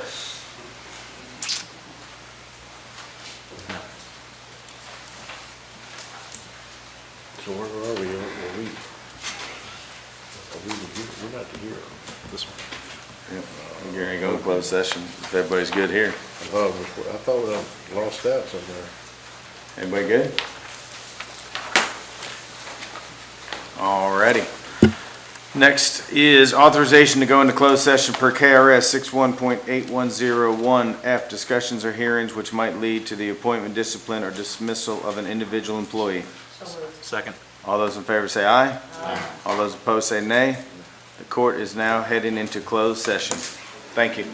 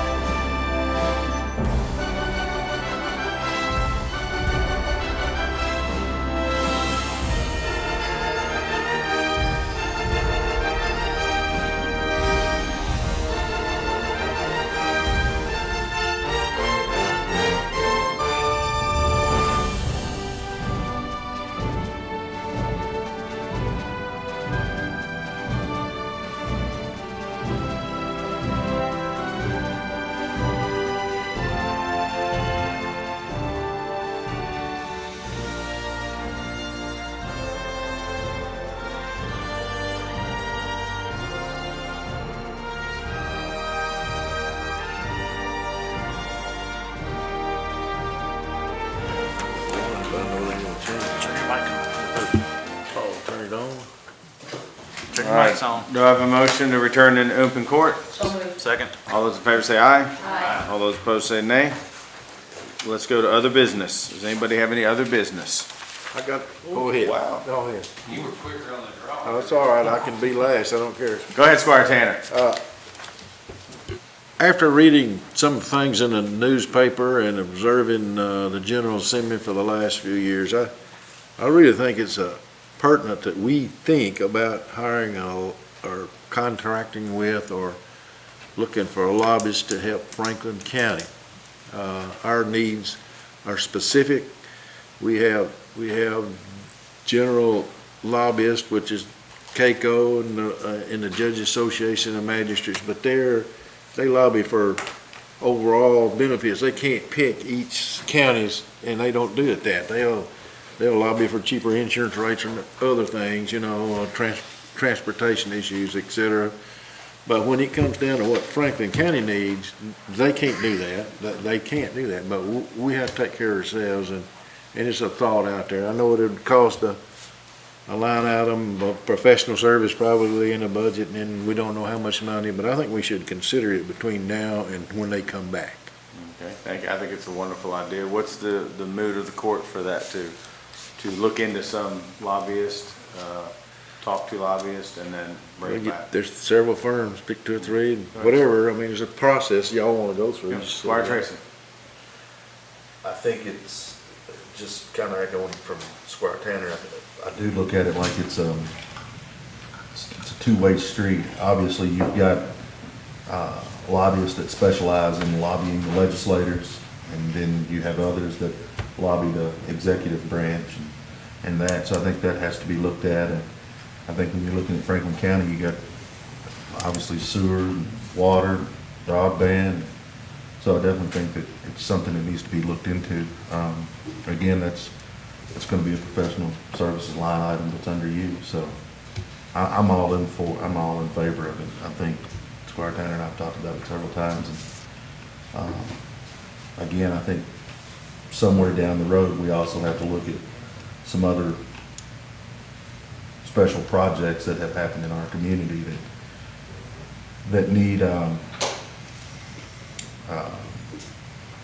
the questions need to be answered in regards to the legality of them. So I'd also hope that people would look at that, maybe if we are going to put additional money in that line item, that we could look at doing that as well. Perfect.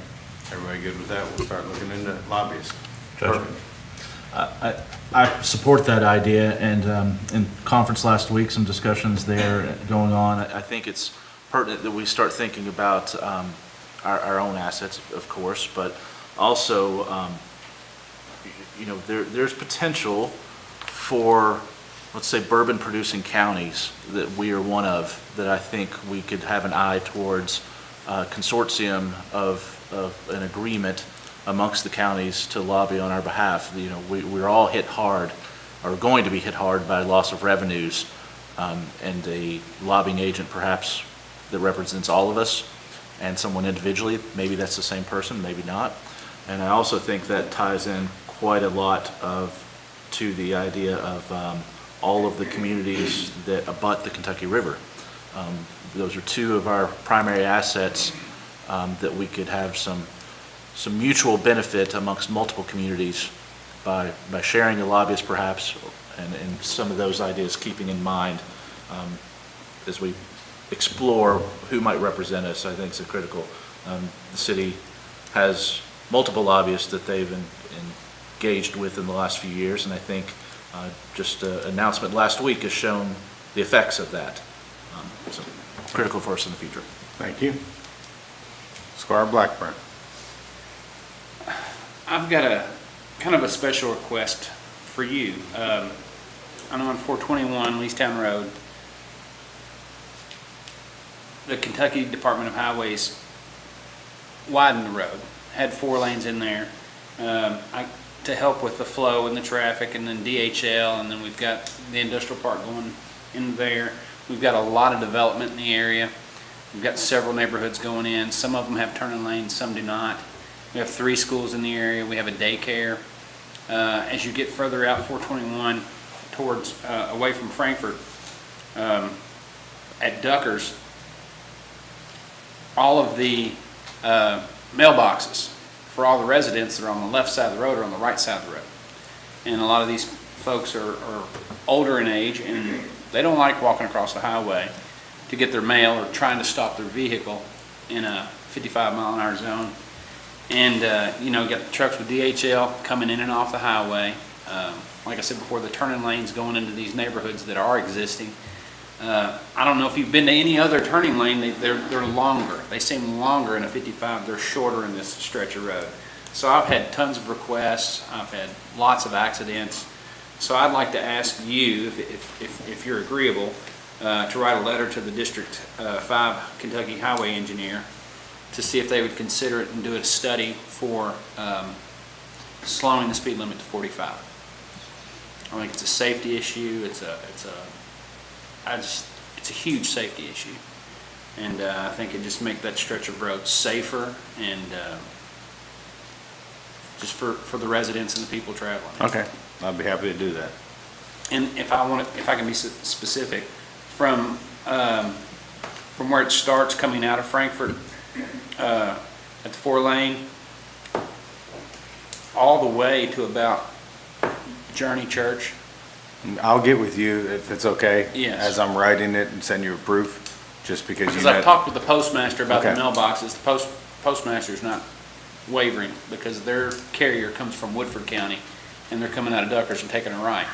So that's not going to change, but maybe we can affect the roads. Okay. Well, I agree with you, I understand that, because in the last term, I reached out to the postmaster because someone was killed on Evergreen Road.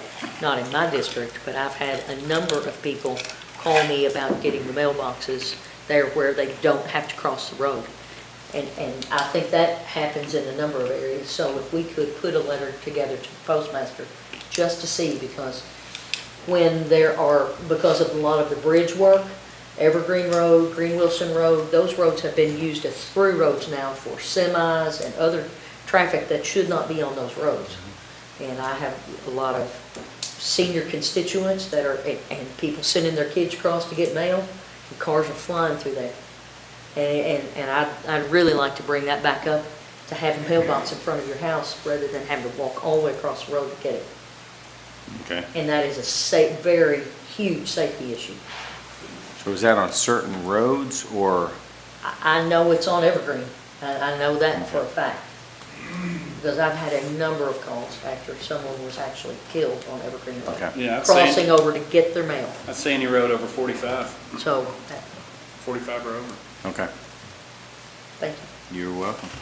Squire Tracy? Judge, I'd like to piggyback off what Squire Blackman said as well. There's several state roads, rural state roads that I've got, whether it be Jones Lane or Wood Lake, or that are posted 45 and probably should be 25, if truth be known. I don't know how much the speed limit sign and lowering it's going to help, but by lowering it, you're going to give the sheriff's department a better tool to enforce that speed. Because there's so many roads out there that doesn't have any guardrails. They're, you know, it's just, No and shoulder. yes, and they just absolutely fly. So if you all, I'm happy to do this, obviously, but I'm gonna need some guidance, because obviously I don't know all the roads you're talking about. So if there's a way that you could individually send those in, maybe I can highlight them on a map or something. We have a really good field rep. He was on a house out Ball Knob the other day about a culvert problem. So maybe it's even just having a meeting with him. That's pretty easy to get. And then maybe he can take it and see where it I goes. spoke to them at the con. Okay, perfect, yeah. But I'm happy to write letters to the higher ups also. Thank you. Yeah. I'll echo that. I've had that complaint in some areas as well, and it seems to be primarily occupied to the hamlets, the denser development that are on these state highways. The old state highways go right through the middle of multiple ones of these earlier developed neighborhoods that we really probably need a countywide evaluation of those arteries that are being used as major highways. Okay. Squire Tanner. Has nothing to do with the road. I think I got several like that has to be changed, but they're not gonna change them. and so there's no need I understand the big picture too. However, there's something that was mentioned a couple of meetings ago, maybe by you, Judge, I can't remember who did, but I don't know, there's a lot of money involved with Franklin County. How much interest we're getting, do we get any? Should we look at banks? Should we look at, is all of our money in one bank?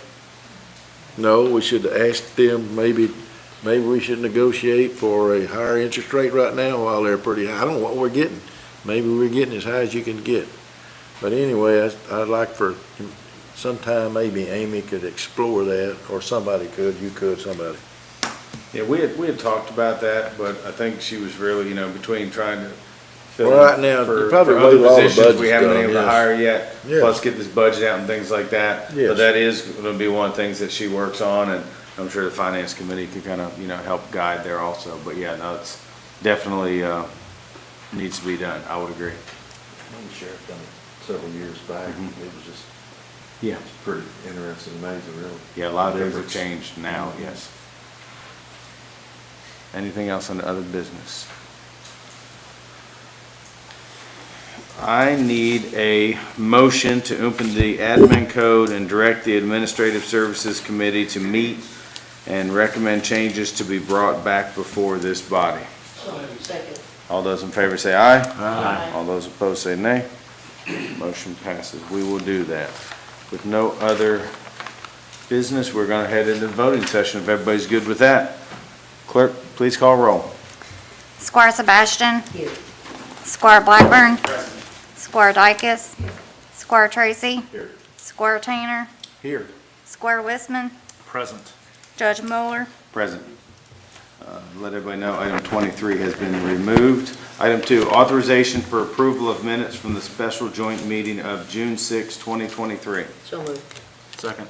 All those in favor say aye. Aye. All those opposed say nay.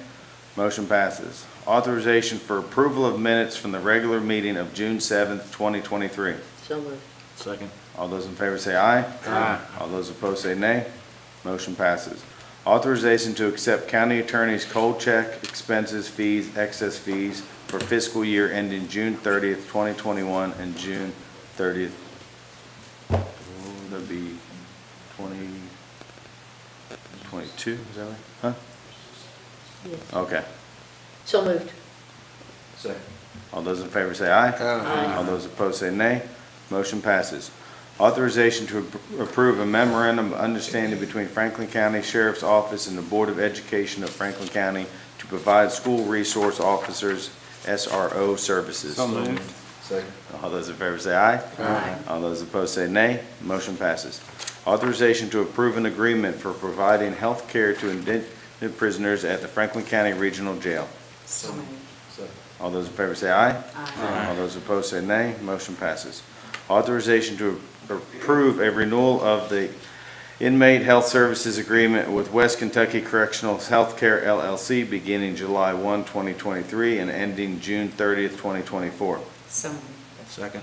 All those in favor say aye. Aye. All those opposed say nay. Motion passes.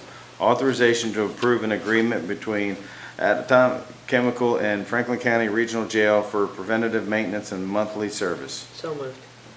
Second. All those in favor say aye. Aye. All those opposed say nay. Motion passes.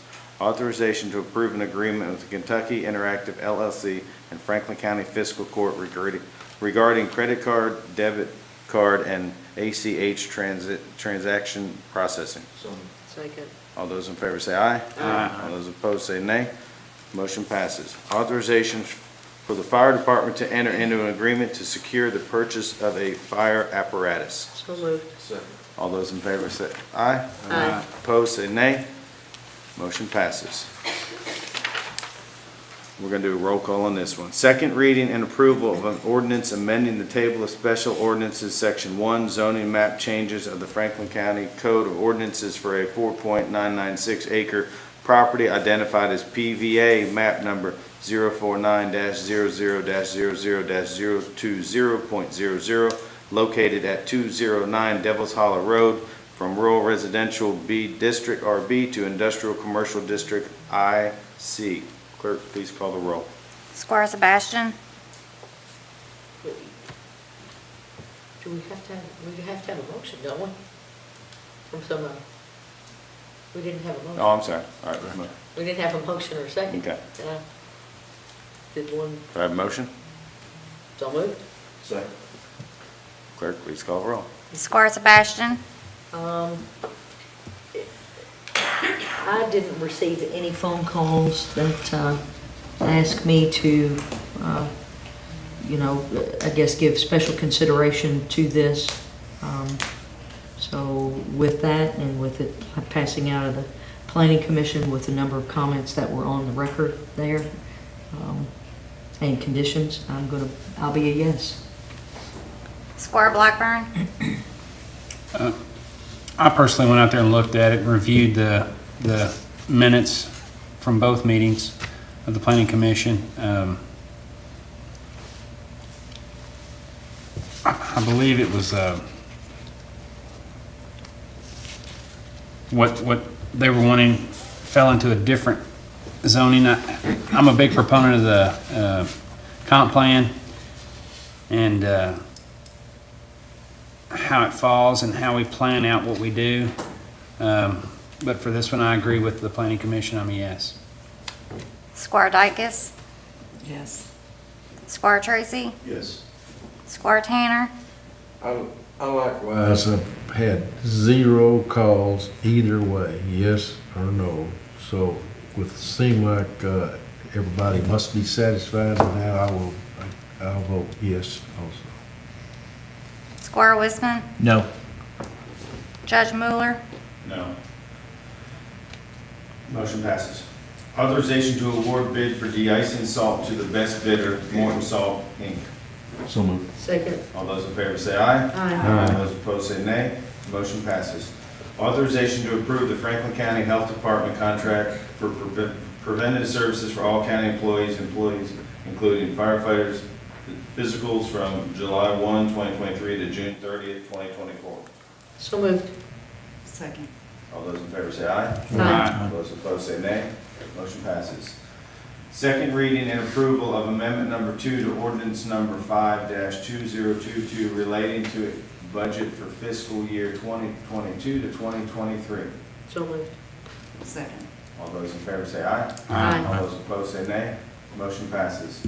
Second reading and approval of an ordinance related to the budget for fiscal year 2023 to 2024. So moved. Second.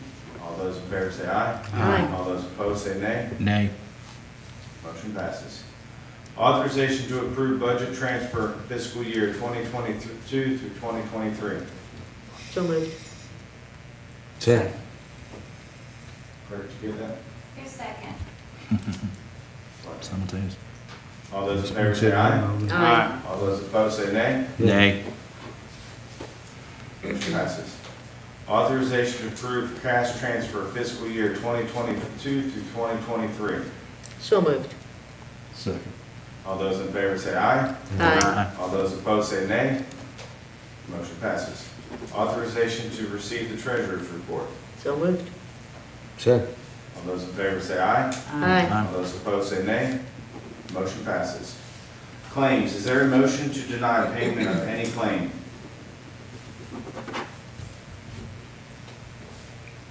Seeing none, let the record reflect claims are to be paid.